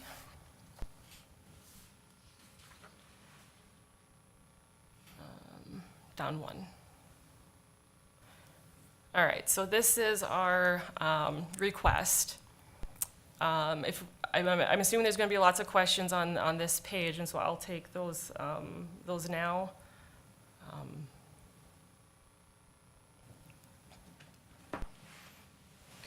I'm curious, when I was looking through previous audits from 2020 and 2021, that, you know, subtracting the MRL from the cash equivalents that were generated at the end of the year, there wasn't a lot in 2020 left. But in 2021, there was, so taking the two together really kind of balanced out to nothing. But my question is, you know, these are deferred maintenance issues that should have been addressed in the budgets. And I see there were line items in the budgets for each year or spent $53,000 or $58,000 in each of those 2 years on repairs and maintenance. Apparently, there were additional repairs and maintenance that were deferred. Otherwise, we wouldn't be in this position, but I guess when you see that over multiple years, and now we're looking at 23 or 22, I haven't seen yet, and 23, are they being addressed? And how are they being addressed, and what's the plan to get back on track? Right. So we do have a list of those items that need to be looked at. For instance, just say the Regency balconies. Walking around the city inspector, we discovered that the balconies are out of code. They are 4-inch posts, they should be 6-inch, and there's 2 bolts at the joints where there should be 4. This is a 30-year-old building, and so in the past it must have been fine, and now that we know that the code's different, that really needs to be looked at by a structural engineer. So the plan is to grab a structural engineer to look at it, see what needs to be changed. And until we get a quote, we really don't know what that amount would be. And so I guess what you're looking for is how would we pay for that going forward? This would be, well, the ask right now is a one-time fix. Going forward, I would look at increasing the rents as they get out of that compliance period. So then there's funds that are reserved to address issues like that. And then again, making requests like this to the county board, and then looking at the new and existing programs that are coming from the state to see if there's dollars out there that could fix items like this. Yeah, 'cause my concern is, you know, I can understand how this can happen every once in a while for whatever reasons, but I don't think the county wants to get in the position where every 5 to 10 years we're subsidizing the operation because of deferred maintenance issues. They have to be self-supportive by and large. And if they're not, adjustments have to be made. They can't be put off and put off and put off and then, you know, all of a sudden come to the county and ask for more money. That's understandable. Again, I'm new, I'm not sure what the process was in the past. There could be a lot of context that I'm missing, but going forward, we know that we can increase the rents and that, I mean, there's other opportunities for us to fix things.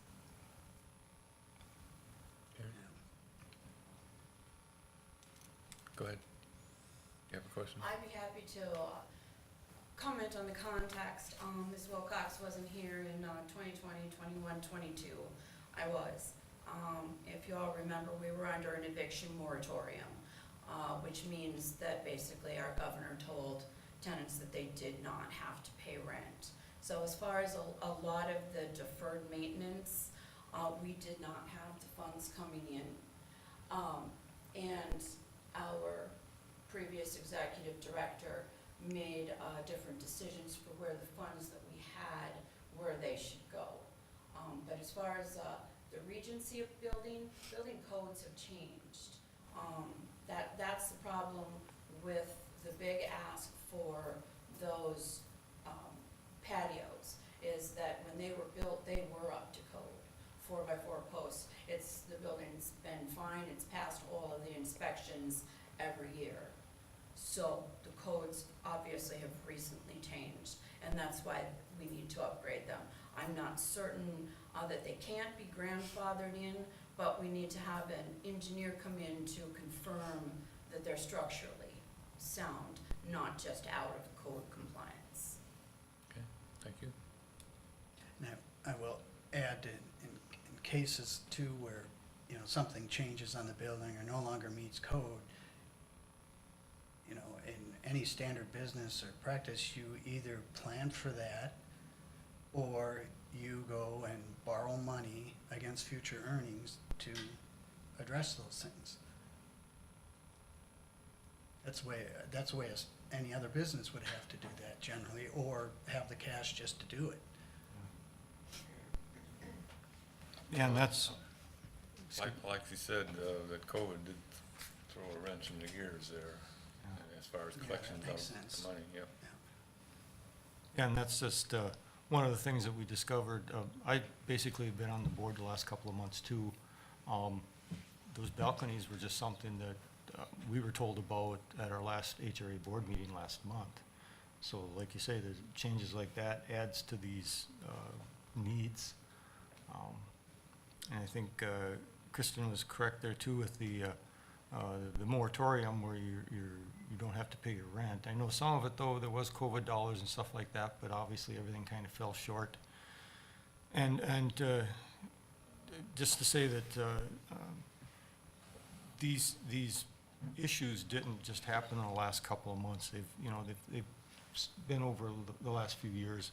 And when you don't have capital because people aren't paying their rents to make the improvements, then now we've got a pile of stuff here that should really be addressed. And that's one of the things that the HRA and the HRDC is looking at now is what's the most important. Some of these things can be put off for quite a while, but then there's some things that should be done immediately. And I guess that's, if the dollars aren't there right now, that's one reason why we're asking for them. And Sarah, maybe you can help me on this, but like regarding the moratorium, I understand the hardship that creates in the short term because of the moratorium, but they were still obligated to pay those rents, were they not? Tenants were still obligated to pay those and catch those up at some point in time. So then there should have been a recapturing of those rents at some point in time. If there wasn't, then my question is, then why weren't some people evicted? So I can answer partly that. Mojave actually gave a large dollar amount, and I would have to actually get the figure from Mojave. Most of the rents were brought to 0, I believe.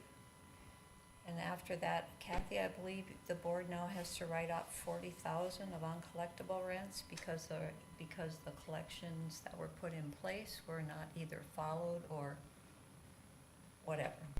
So as far as the moratorium rents, those were recaptured. Those were recaptured. But as far as people who were delinquent on their payments, that's another, That's another story. I would be interested to see what you project for revenue for 2023, because I don't have any of that information. In your budget for 2024, the rental cash operating expense, does that include the $60,000 for the taxes plus depreciation? I'd be interested in knowing that. You're showing 141,000 over revenue over expenditures, so why could you not pay for the Regency balcony from that? I'm not interested at this point in the Regency garage because there's too many questions. I know they're in disarray. I remember being on the HRA board and the Regency residents were not interested in having their rents increased for a garage. My concern is if we fix them up and then we give them to the residents or they pay for them. Most housing units in the Bemidji area and in our area that rent to this, the income level, don't offer garages. And my concern is that if we offer garages, they may become like a garage you see everywhere when you drive all over America. Nobody has their cars in them, they're just full of stuff. And getting to Dave's point, when we evict someone in the state of Minnesota, there's a process, and I can't tell you what all it is because it's detailed. But what I do remember about it is that when we evict someone, we actually have to store their things for, is it at least 3 months, Sarah? I know it's at least 2 months. So if we fix up the garages and then we evict someone that has apartment things that we have to store, and then we have to store their things in the garage also, I think the HRA board needs to relook at whether it's even worth repairing. I'm not interested in repairing them and then renting them out to someone even from the public for the exact same reason. We don't need to be a storage unit. Ted and I talked beforehand and about possibly tearing them down. Would the city be open to putting 2 tiny homes? I don't know. But I'm just telling you, that's one thing that I would not be supportive of. I'm wondering why the HRDC would not apply for a grant to do the countywide housing study. We would have to find a grant that would be acceptable. I know that the Minnesota Housing Foundation would be willing, most likely willing to entertain some funds going towards it. I know that they've done matches for stuff like that in the past, so that is a possibility. I guess this was a guaranteed way to make sure that Hubbard County gets a study done. If we get HRDC involved, then they're gonna wanna do it for 5 counties, and that's gonna be 5 times as long, and then 5 times the cost. So doing it this way seemed to be the cleanest cut way, just to get one done for this county and focus on here, but we can definitely look at other options too. And then just a note for the garages, I did bring that up to DW Jones because I kind of had the same thoughts.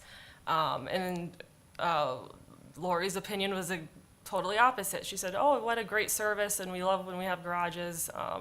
So the property management that has many, many units across the state thought that keeping the garages was in the best interest. So we'll see, I guess. We can bring it to the table and have further discussion on it. Yes, because a lot of their units in Park Rapids don't have garages. And it's, One more thing I gotta say about collecting rent. I am hopeful that the HRA board this last year put in new policy for rent and length of time and, you know, eviction and that. And then with DW Jones doing the collections, I am hopeful that the rent collections will actually be coming in. And so the HRA will have money to work with. Go ahead, Ted. it's a curiosity at the Regency with the garages, because if I understand correctly, that most of the people renting there are lower income, and yet there's garages there, so I'm assuming at some point that building didn't just rent to low-income people. Well, I think it was built under that program, and so it was a long time ago, and I'm Yeah. thinking the garages, because it just came off. What year was it, Kathy, or Oh, yeah, Sarah, that's do you right, remember? it's a Where it 30-year just- deal. It was a Correct. 30-year deal, yeah. So it's curious where they had garages at that building to begin with. Yeah, I don't know. But now, like we were talking earlier, it's, do we spend the money, because is there maybe a source of revenue there? Or do we spend the money to tear them down, which of course is another cost? So there's those, I know the last couple of months, there's been the transition from HLDC to HRDC, and then to preparing the budget and all that, so there's been a lot going on at the HRA and HRDC in the last couple of months, so I know there's a lot of questions, and I know we still have a lot of questions too as a board, HRA board. If I could answer again to the garages, repairing them versus tearing them down. I'm actually in the process of looking into some bids just to see what it might cost to tear them down. Preliminary estimates are it would actually cost more money to tear those buildings down and remove them than it would to do the maintenance that needs to be done.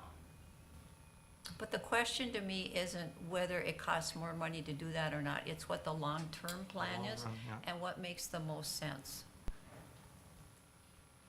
I'm just trying, I'm trying to see, let's see, I think the last board packet I got was in June, because I wanted to see the projected revenue for the year.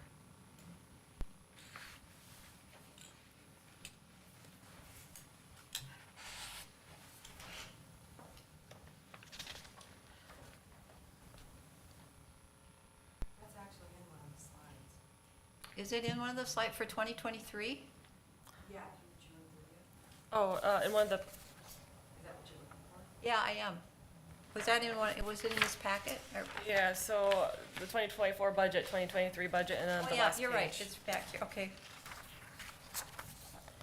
So then, if you're projecting 154,000, I'm confused why you can't pay for some of these out of your budget. Where are you seeing the 154,000? The budget-wide, the budget here for 2023. Oh, for 2023, okay.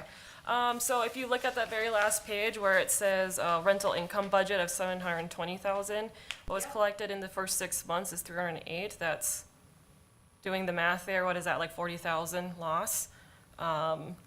Hopefully that doesn't happen the next 6 months, but maybe it does. Then, I mean, DW Jones, I'm thinking they're gonna do a great job. There's gonna be some growing pains. They just got on board recently too. So how is rent being collected under DW Jones? They have a strict policy where it's due on the 1st and they have till the 5th to get it in, and then there's late fees. Checks only, and they're sent to their office, and then they will have a software going where they can do it on their phone through an app. Okay, thank you. No cash. Okay. How's the garages handled right now? As far as, are they rented to units? I'm unsure. I think every unit has their own garage. I don't know if there's an extra cost to it. I think that's just figured out in their rent. Not everyone uses them, I've noticed.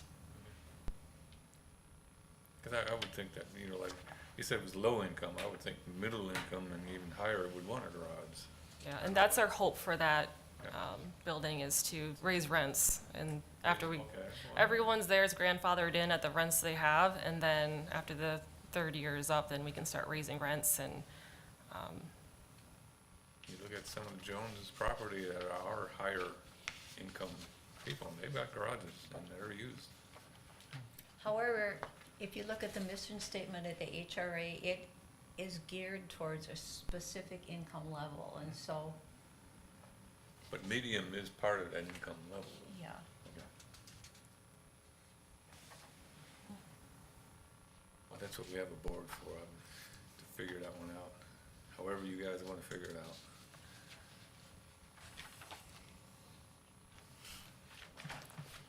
Okay, any other questions? Just one, so as far as DW Jones handling the, rules of the buildings, are they adopting their own policies, or are they adopting policies that are in place here now? Or are they the same?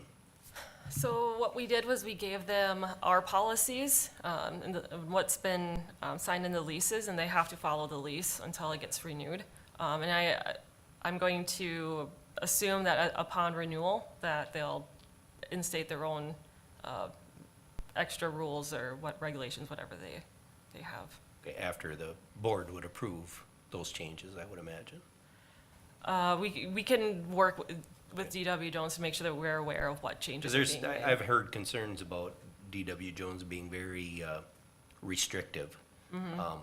One or two strikes and you're out, no argument about it whatsoever, which is good and bad, because these people are already struggling to have a place to live.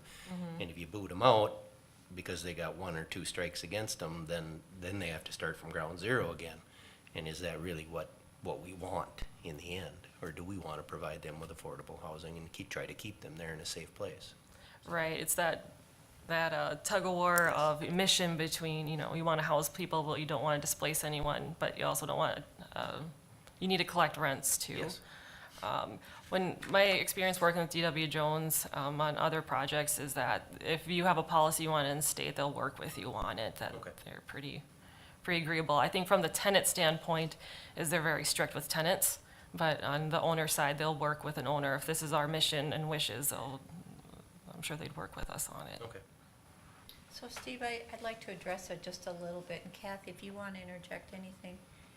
So, in the past, we really have tried to work with the tenants, almost to the point of detriment, because if you can pay $10 on the 5th and $20 on the, and then what happened was, they got so far behind, it was impossible to catch up.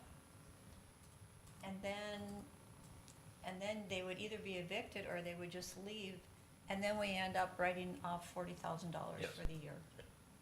And so, I wanna be compassionate and work with people, but it's not compassionate if we aren't helping them learn in the process. And then, Hence the deferred maintenance problem. yeah, Yeah. and if we're too easy, then all of a sudden, like we were talking earlier, we're subsidizing it. Yes. We are, Or the and county so, taxpayers are subsidizing. right, and so this board needs to decide how much do we wanna subsidize? We're subsidizing to 120,000, do we wanna subsidize more? You know, the past board, when we lowered the levy, I can't remember what year it is, I think Kathy referred to it last 5 years. The reason we lowered the levy was, it was the previous board, before I came on, it was Kathy Grill and Matt Doda, who really felt that the HRA could be self-supporting. And I still feel the HRA could be self-supporting, but there's worthwhile programs too, like Kathy brings up, the down payment assistance program. That's not a subsidy, that's a service. And so we can offer things as a county without having to subsidize. Right. We can do things that the private sector cannot afford to do, but yet it just takes a little longer to get our money back, but then that helps the people in that income bracket. Hence the purpose of starting a housing trust fund. Yes. It's just, it's in its infancy and hasn't had a chance to Yep. build up enough revenue yet, but it'll be, that's what it's for, is stuff like you're asking for in here. Yeah. It's just a matter of when it's got the money in it to do it. Yeah.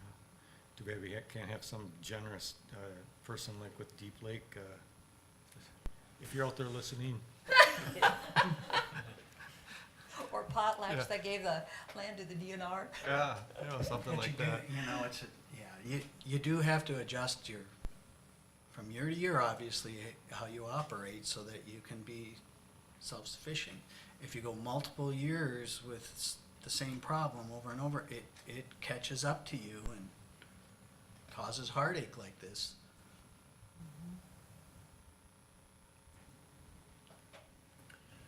Oh, yes, go ahead.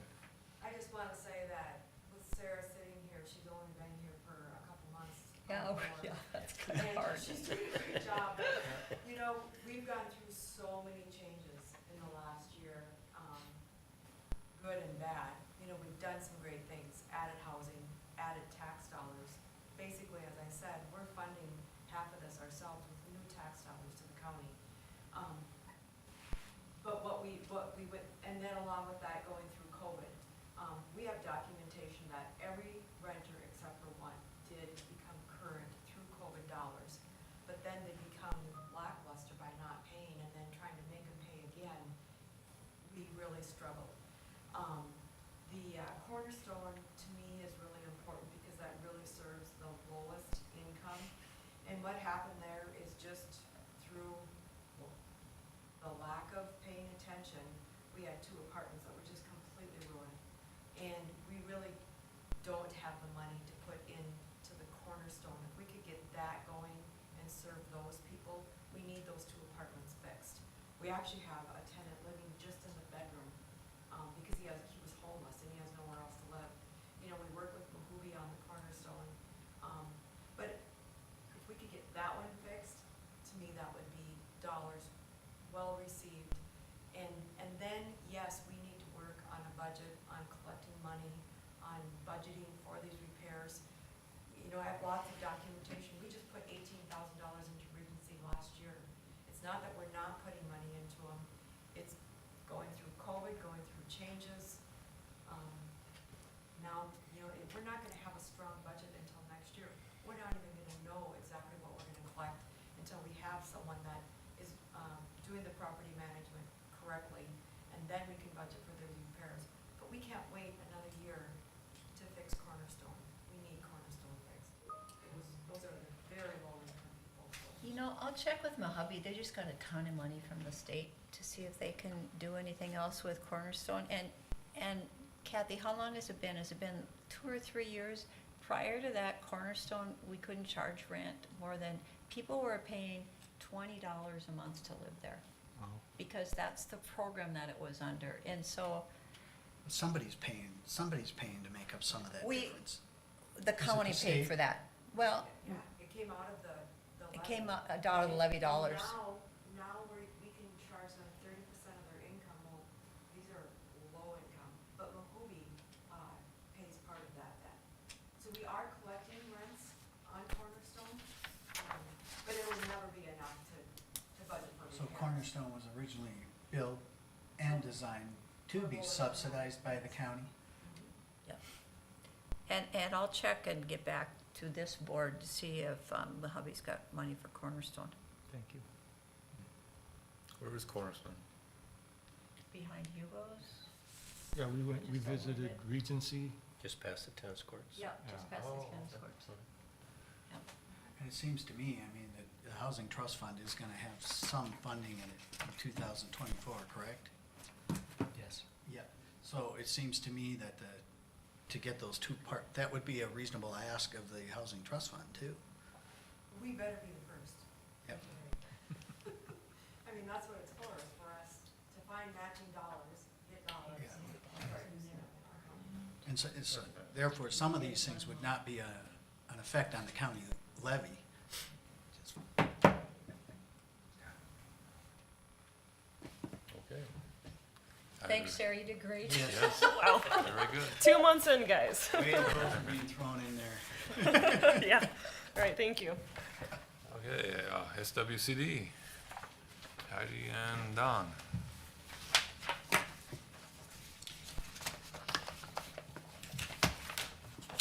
Good morning. Morning. I'm not staying that long. Can you sit in the next chair so you have a microphone? Thank you. Good morning, everyone. My name is Heidi Anderson Thomas. I'm on the board for SWCD. And Don Sells, who's got the finances in hand. I'd like to make an opening statement. We are here today to present in draft form the 2024 Hubbard County SWCD Budget and Work Plan. After your review and comments today, the SWCD Board of Supervisors will finalize the budget and work plan at our regular meeting on September 13th, 2023. A priority of both the Board of Commissioners and the SWCD is to provide our constituents with services they need at a cost that is of value to them.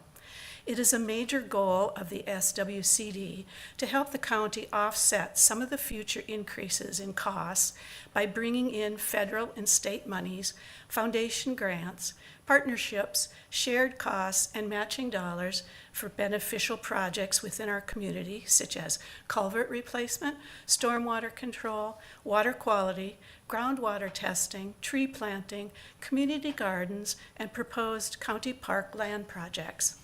Over the past 4 years, our budget has grown because our district manager and staff are proactively seeking funding to support our mission. As a result of 2022 SWCD projects and related programs, this office reinvested $235,680 back into the local economy through payments to project contractors, engineers, consultants, vendors, community events, etc. We are on track for fiscal year end 2023 to exceed the amount of our support to the people of Hubbard County. As awareness of SWCD's resources and programs grow, the public's interest is increasing. More people are calling the office and walking in with questions. This interaction with staff has proven to be an excellent way to define projects and to learn what aspects of our resources are important to the public. Customer service is crucial. However, there is a funding gap for staff time spent on these important interactions. We rely on the funds sent to us from you, the county, to make sure we are available to hear people and help them.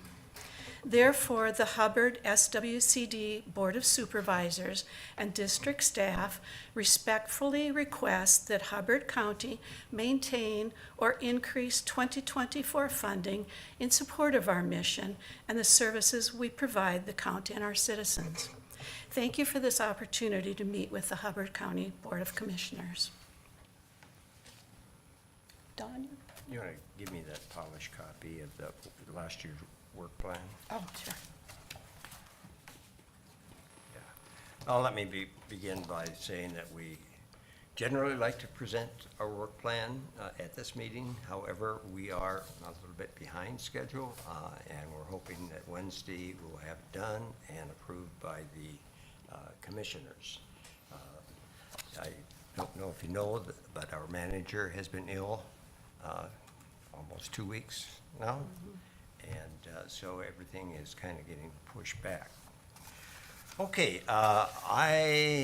let's see, now you received a draft copy of this, and you also received a copy of our 2024 budget, correct? Okay, so just a general comment. Every year, in the last several years, our budget has increased, I'd say dramatically, and we're really getting a lot of operations done out in the field. And it's really an exciting time to be on the board because we are getting a lot done. So you've had a chance to look at numbers. Do you have any questions about any of the federal or state grants?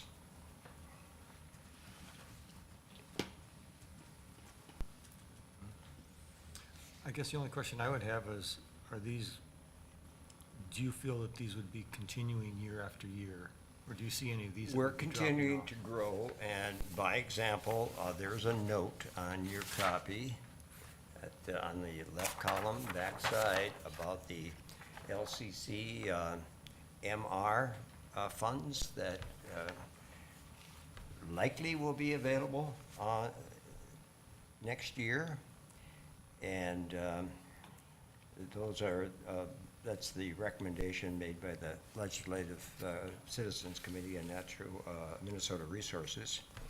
And it's a big dollar amount. It's $1,890,000, but that's over a 3-year period. But still, that's going to be a chunk of money each of the 3 years. So for the next several years, yes, we can see growth. It will, of course, reach a point where we will be saturated, but it's really becoming a wide open field for accessing funds. And funding comes and goes as projects are completed, it ends, and we're always looking for new funding, for looking ahead several years, and for grants and other federal dollars, whatever programs are available out there. So it's fluid. I know you're interested in federal monies that we access, and we're doing just an excellent job with that. The $3,000, that's the Minnesota Glacial Lakes Project Tri-State Forest and Fisheries Grant. That's small, but what that is essentially is a planning grant between the states of Minnesota, Wisconsin, and Michigan, and setting up goals for and strategies for addressing conservation issues. And the result of that planning should generate a lot more grant monies from the federal government. So that's an exciting prospect as well.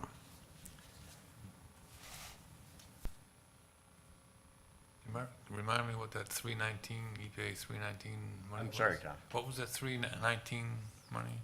319? Oh, the EPA 319 small watershed? Yeah. Is that the one you're asking Yeah. about?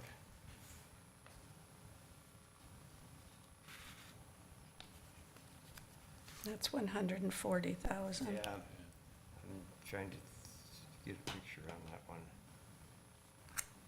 Is that That's, taking federal control, bring it to local control on some of those watersheds? Is that what that 319 money was? I'm thinking that has to do with the priority lakes. Yeah.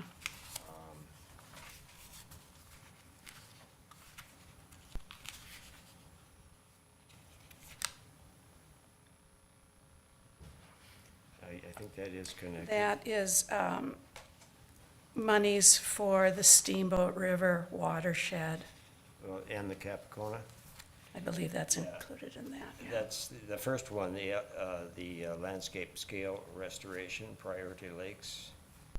And that one and the EPA 319, deal with Steamboat watershed, Capicona, but there are easements available in actually a several county area for some of those funds. So it's two parts. And these funds are actually accessed through the DNR. So we have been working with the DNR to access those grants.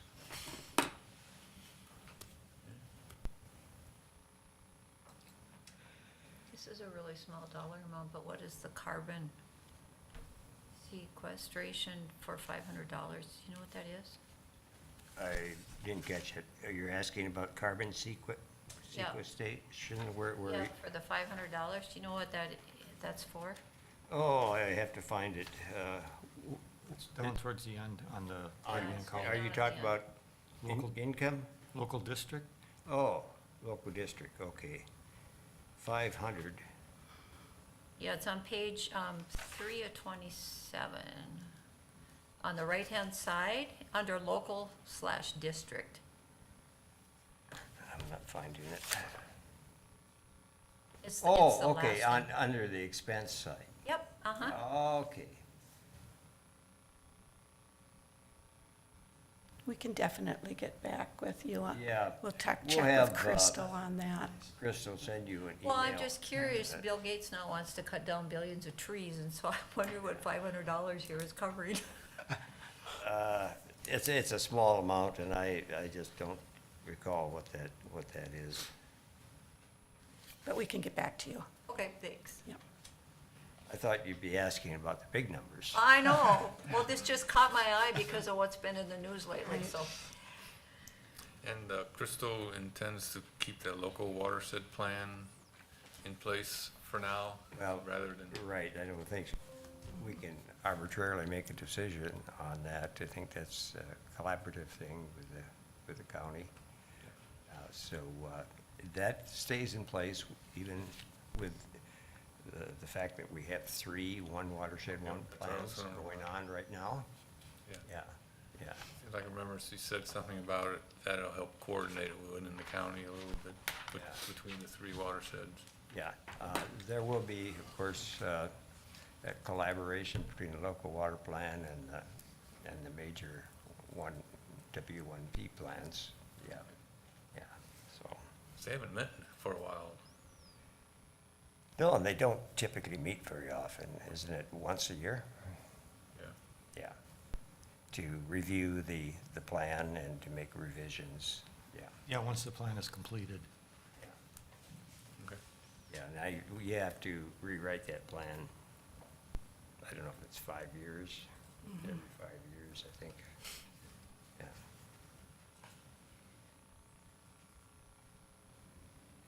Any more questions?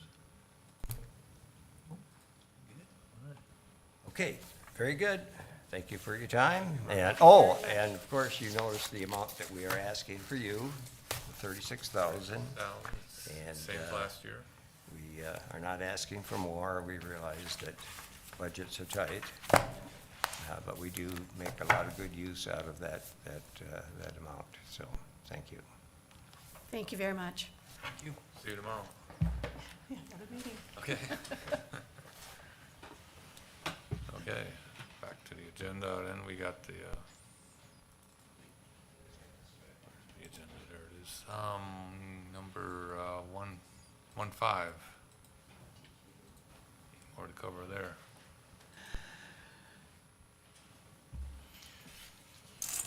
So I would basically just take your questions.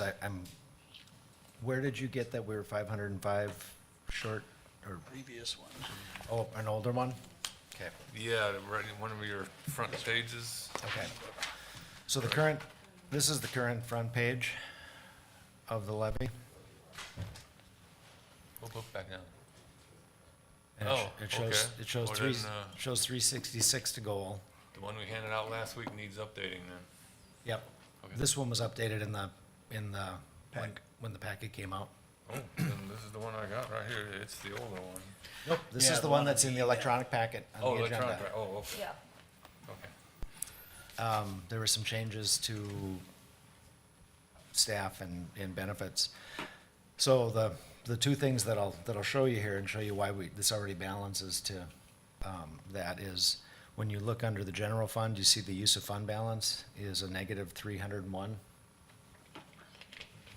Means the general fund is putting money back at 3.83. So if you take that away from the 366 to goal, we're at $65,000 to goal. I'm not saying that, I'm just showing that's one possibility.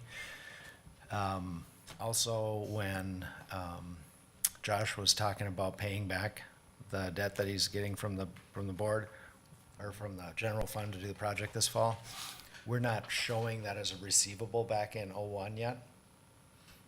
So we've actually got $450,000 worth of fund balance change against this $366,000. So we There. could add something in. There, yeah, If you wanna say it's 6.8. so we can spend more. I'll tell Brian. No, that's, your questions about the specific program costs, and staffing costs, et cetera, are really important, and I want to resolve those before we resolve how we're doing this. As a general practice, to be budgeting to put $300,000 back into the fund balance is probably a good practice. Our fund balance is in good shape. But once the fund balance is in good shape, and when we want to maintain 42 to 50% of fund balance against our operating, Steve, for that 42% is 5/12. And 5/12 is important because we get our taxes in April or in May, right? And so we got to float the boat for 5 months. So 42 is kind of a minimum benchmark relative to operating cash. We've got a stated policy of 42 to 50% that we want to maintain for that. So if the budget grows at 2% a year, 3% a year, we really need to be putting 2% a year, 3% a year into our fund balance. So I don't want to, I showed that because it's important to think about it. I think those are the primary thing that I wanted to say, and then I've got a list of questions that I've heard today that I want to confirm. So I'm planning on get you an updated copy of the fund balance. I know we get the fund balance report and the monthly reports. That's not easy for me to read. I'm assuming that a summary of that would be helpful. I'll update this summary after we make some changes. The first thing that I will do is we're showing that payment out of Fund 52, so we do have to show it as a receipt in Fund 1, so we'll show that.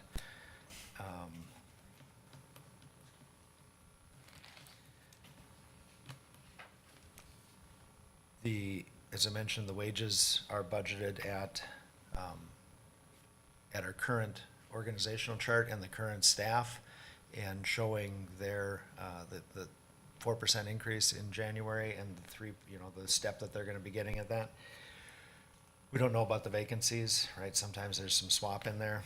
One thing that we did change relative to social services, we have so many employees, we always have vacancies, right? It's just, I wish that we didn't, but we always do. So we took a 3-year look back and we looked at our budget to actual relative to wages, and we were safely at 97% of budget. So that's the only place where we made a modification to our budgeted expenditures, is we knocked that number from 100% to 97%. And that's a risk, if we hit 98%, if we hit 101% on our staffing costs, that would mean that our retention numbers are up and we'd make an adjustment for that. But we thought that that was a reasonable place to show that. I would note that the budgeted revenues in social services are up more than 10%. The budgeted expenses are only up about 6%. The levy ask is up over that 10% because we need to wean ourselves from using fund balance to balance that account. So that's generally what that, so right here, social services, I've got a new number now, but the revenues are significantly up. The expenditures are up less than that. The increase in levy request is because 2 years ago, we were showing budgeting using $1.5 million of fund balance, knowing we're only gonna spend half of that, right? Last year, this year, we're making some changes on that. Our budgeted to actual will be much closer.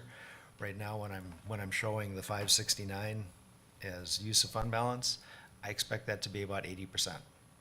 I'd still like to get it to 90, but I don't think we'll ever get it closer than about a 10% margin on that, just because so many things vary.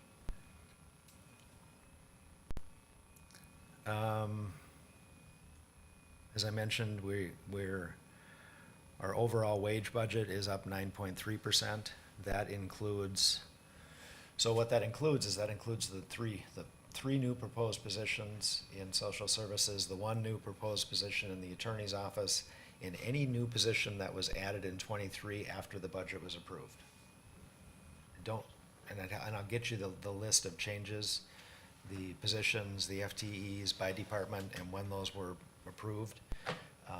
We had that all from last year, and I'll just ask Gina's staff to update that to current this year. The comp budget is up 10.7 overall.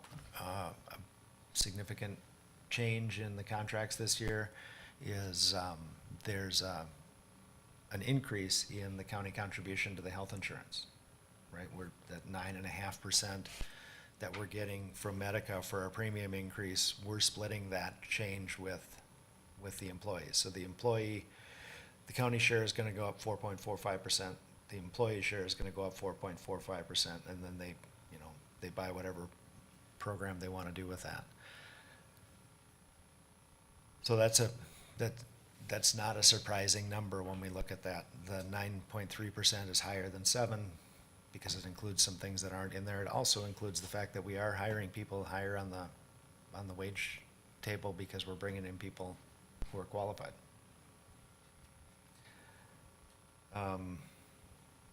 So generally, I would just ask if there are any questions related to what you've seen to this point. Are we at a point where we can bring forward a recommendation of the 6.8% increase for consideration next week, or is there another mark that you want us to be at? Well, just on the 97% calculation on labor costs, and like you say, what if it went up 101% instead? Mhm. We still have reserves that would Yes. be able to cover something like that. We do. It's the same way we budget to a trend relative to out-of-home placements, but one year we could have an extra 5 and have $1 million, Yeah. right? So, yes, we do still have fund balance there. I took their fund balance report and I ran, this is kind of fun with Excel, I ran conditional formatting on it, and for pretty much all of the years up until 2 years ago, we were in excess of 50% of operating budget in our fund balance in social services. And then last year, we were at 10 out of 12 months between 42 and 50%, 2 months less than 42%. Now we've got, I think, 6 or 8 months less than 42%, and a few months at the 42 to 50. So we have to be cognizant of that. Now, they're not completely dependent on levy support. They get their infusion split between May and October, but they're always getting reimbursements for the previous quarter's work, right? So 42% is still a really good guideline, but it's not, we're gonna run out of cash if we don't maintain 42%. So yes, we really need to bottom their fund balance out and bring it to 40-ish% of their expected of their budgeted operating.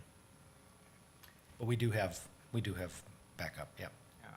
I think when we looked, because Ted said, I can't remember how many people we've added even since you guys came on the board, but the bulk of the staff has been either for public safety or social services Yes. for staffing. Yep. So if I go back, I showed you the trend where social services is just coming up to the trend. Highway's pretty much on trend. General fund is a little bit above trend, but in 2018, we added an IT department that we didn't have before. So we've added staff there. We had 3 staff there in 2018. We had 1. Let's see, we had HR by 2018. We did, but we've added positions to the Yeah. HR complement. We had Eric Nearness was here, but we've added Denise's position. We've added, Eric got one in ESO. Eric got 1 in ESO. We've added 3 or 4 to the attorney's office in the amount of time that I've been here. Okay. Which really is public safety again. It is public safety again. Yep. I think I'd go back and look, I think it's probably a half dozen since I've been here in social services, but it's been 12 or 15 in public safety. It's public safety that concerns me the most, the increase. It's huge. I haven't had time to really digest it all yet, being new. It's really difficult to try to catch up to speed. So that is a glaring one that really jumps out at me. And I've heard a lot of comments from people that they think too much money is being spent there. Because last year board. was huge, and then And how this year can is someone come huge. and ask for another 7 million to renovate a jail that isn't that old? There's a lot of people that do not want to go that route. So the biggest change in the operation is when I first got here, 2021, we were getting $400,000 a year in boarding fees for boarding for other counties. And then our numbers went up and we weren't able to do that, Yeah. right? So we ended up adding 8 staff to the jail, and then we cut an 8 staff, figure $75,000 apiece, so that's $600,000. $400,000 worth of revenue went down to less than $100,000. There's $1 million swing in that change, right? And we have not recovered we've kept that staffing level high. Our average daily population is a little bit lower, but still high, and our boarding dollars are staying low. Yeah, and Beltrami's building a new jail now, so, we're not gonna have the opportunity to get boarding dollars from there. And I believe Becker County just finished a new jail in the last year or 2. Four or 5 years. Some of Okay, it's the been that long. reasons Corey's talking about the jail thing, and that's a whole different story, but some of it is coming down from the federal and state regulations, or is it? I don't So, remember. Yes, we'll be bringing this forward to you in the next couple of months. Wold's gonna be here, we'll be talking about it, but the capital project relative to the jail is less about the jail and more about the intake facilities, and more about the debt service from that project is now, we're 20 years into it, it's just relatively almost paid off. So, while I understand people saying it's a brand-new building, but we don't want it to be 60 years old and then have to start from scratch. So spending money on it makes sense to a point. But this jail was the last one programmed with the old rules.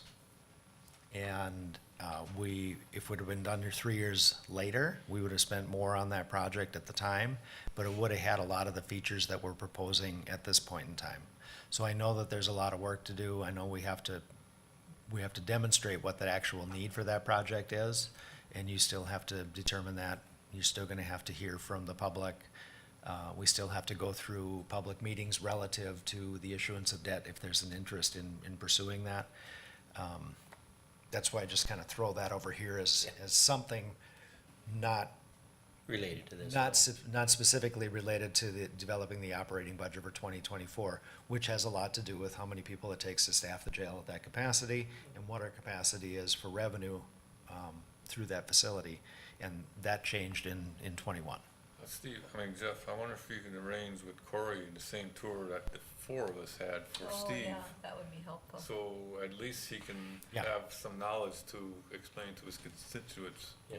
what's going on. Yeah, seeing the intake facilities, Yeah. seeing the intake facilities on a Tuesday morning is one thing. Seeing them on a Friday night would be completely different, but, So you should get yourself arrested on a Friday night. Okay, all right, I'll try that first. We should all be touring It'll on be a cheaper Friday then. night.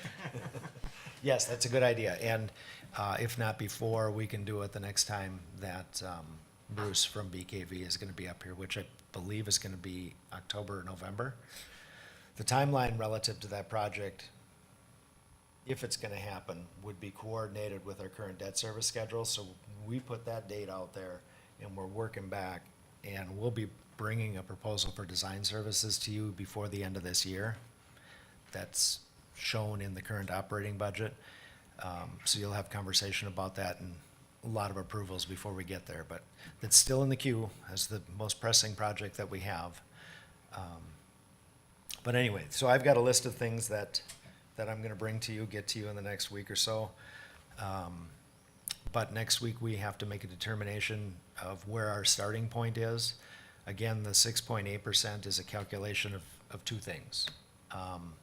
One, there's 3.8% of new capacity being collected, so that really won't affect anybody who didn't improve their home in '23 for '24, '23 value for '24 taxes. And then there's a 3% general increase on that. And even at the 6.8%, our county tax rate, I know last year was a big jump, but our county tax rate went from 38 to 33% last year.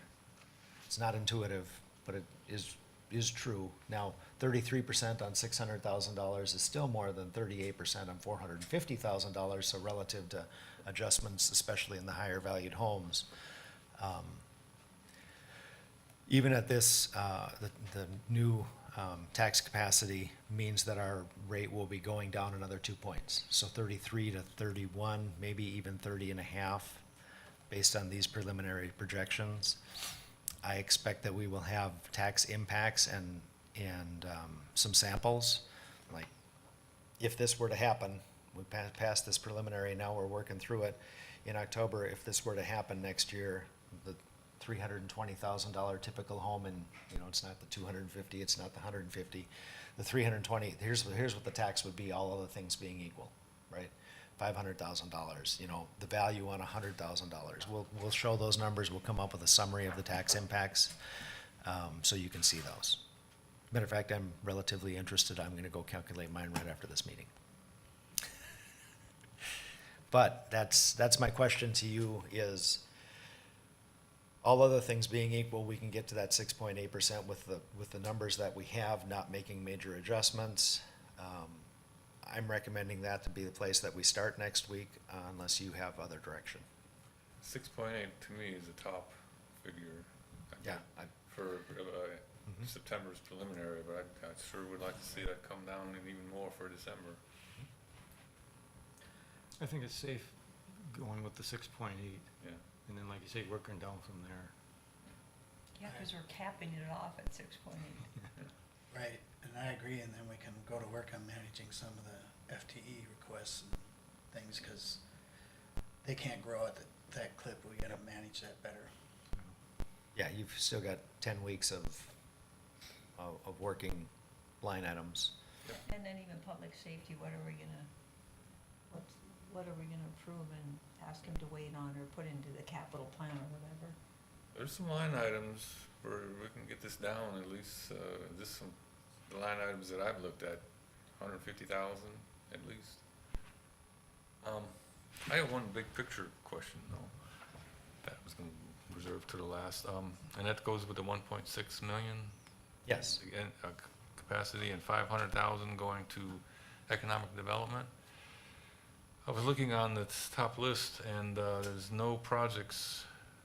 There's a 2024 project, but none beyond that. And yet we're going to be building up reserves, 1.2 million 2025. That's the 1.3 in 2026. Maybe more of that can be directed to capital improvements rather than economic development. That's entirely possible. We need, I'm hoping sometime by the end of by the middle or end of next year, that HLDC, HRA, when HRA was presenting that they want $200,000 for a local redevelopment project, remember, we gave that $300,000 so we could apply for $225,000 in matching funds coming up from an upcoming program, which was to be identified for redevelopment programs, right? So when we get that grant match, so you can take $200,000 right off the HRA's request, because we're putting that in the Housing Trust Fund, they can make an application for that. You'll say that makes sense, that's what we put the money in there for. If you have the ability to operate that program, then that's how it should be used, right? Now we got zero in the housing trust fund after that. So we gotta fund it some more. Yeah, and there's other ways of funding that. So, you could make an allocation of $100,000 a year into the Housing Trust Fund out of that 5. You know, there's lots of moving pieces relative to that, but yes, the recommended 500 for current capital, 500 to save for future, and 500 for economic development, and move that 100 wherever you want, whatever bucket you want. Obviously, you can move those anywhere you want along in there, as long as we're capturing that. One other thing too, Tom, that I think would be useful and to earmark for some of that economic is to start creating an RLF fund, a revolving loan fund. There's so many things that come up where people are short stopgap funding that would be a good, economic driver in the community for whatever reason. A good example was Pinecrest. Yep. They come up a little short on that. Jeff had to be creative to figure out if we had an RLF fund, it would have been just easy. So there's a purpose to have that, and we don't have that. The city has one, has 500. If we had a 500,000 RLF fund also, between the two, you could see where there could be some big benefits when different things come down the line every once in a while that could really help with stopgap financing so that we get that project or that business here instead of going somewhere else. Major. Slowly fund that over multiple years. Yeah. Build it up. I've taken the same phone calls that Mary's taken, when you end up, somebody calls kind of anonymously, out of the blue, they don't tell you who they are, but they're asking what your development incentive, your economic development incentives are in the community. Okay, these are people who want to run alongside Lamb Weston down there. $500,000 isn't gonna get them in the door. But the impact, just in the building of their building to the tax capacity, and then the operation, is gonna be well beyond that. So, we have people who want to live here, we have people who want to build here in commercial, industrial, and run businesses. And we have opportunities relative to economic development and housing that need to work together in order to make that happen. And I'll give the example, there was somebody who wanted to purchase a big piece of property, eventually he would have had 40 employees working out there. But the cost to get the assessed city water and city sewer, and the assessment cost was like originally 180, I think it ended up with, then came in around 140, 150. No help. See ya. He went to a different community. I was thinking about that with North Star Pellet, if we could have done something back then. I know they were looking for help from the state of Minnesota, but could Hubbard County have done something maybe that could have got them to do their $40 million project? Yeah, they were Didn't looking, They ended up going to Missouri, I think it was? I don't know if they did or didn't, but they're not here.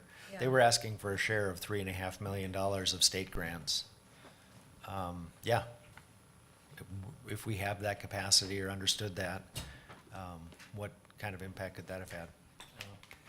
So, I think, that was part of my original thinking and stuff. Do you wanna If you earmarked that 500,000 for 5 years and started building those tools, then maybe in about 5, 6, 7 years, you wouldn't need to do that anymore. Because you would have those funds established and they would some of them would be self-sustaining that, then you could shift those dollars to capital or somewhere else. So big question, great big question, big answer, more specific, is Bruce Kimmel from Ellers will be up here later this year giving a pitch on taking the next step in financial planning for the county. So we've done some stuff relative to our investing with them that's worked. We've done some stuff relative to, they've helped us through the process with the financing for Pinecrest and all of that. The next phase of that is a financial management plan that integrates the capital plan with the operations plan and the debt service, and we'll look at all those things together. That basically creates a big model where you can push this lever and pull this lever and you see the impact that it has on whatever else. And that, there's one of two ways they'll do that project. One is they'll do that project for cash fee. Two, they'll do that project based on our expectation of our intent to actually issue debt at some point in the near horizon, right? So there's a couple of ways that we look at that. And I'll let you know what those options are before we bring that before you to take a look at that. What I will say is having that five-year operations model and a 20-year projection, like we do over in the highway department based, like their highway maintenance plan, is really, really super helpful. Then you can ask those questions and you can push this button and see how it affects other things, right? We spend money on economic development. What's our expectation relative to tax capacity? What does that do to tax rate? What does that do to levy? Those things that you hear from the public and you're concerned about are the key. You can't change any of those specifically in this model. You have to change the things around them to get the right balance of programs and services and staffing and costs and see the impact that it has on those things, right? Because that's in reality how it works. You could say we want a 0% levy increase, figure it out, but all we're gonna do is defer maintenance and end up having a big hole 5 years down the road, right? We've seen how that works. Father always told me in business, the easiest way to solve your problems is generate more revenue. Well, we all know that that's easier said than done, but in county, generate more tax capacity. Tax capacity is our revenue. So anyway, that's what I will prepare for next week is, I'll update this, but I'm still gonna be shooting for that target of 20.4, which is actually 18.8 for the operating levy. All right, we're done with that? All right, I have one question. I'm going to be at the MRC meeting tomorrow at the AMC Policy Conference.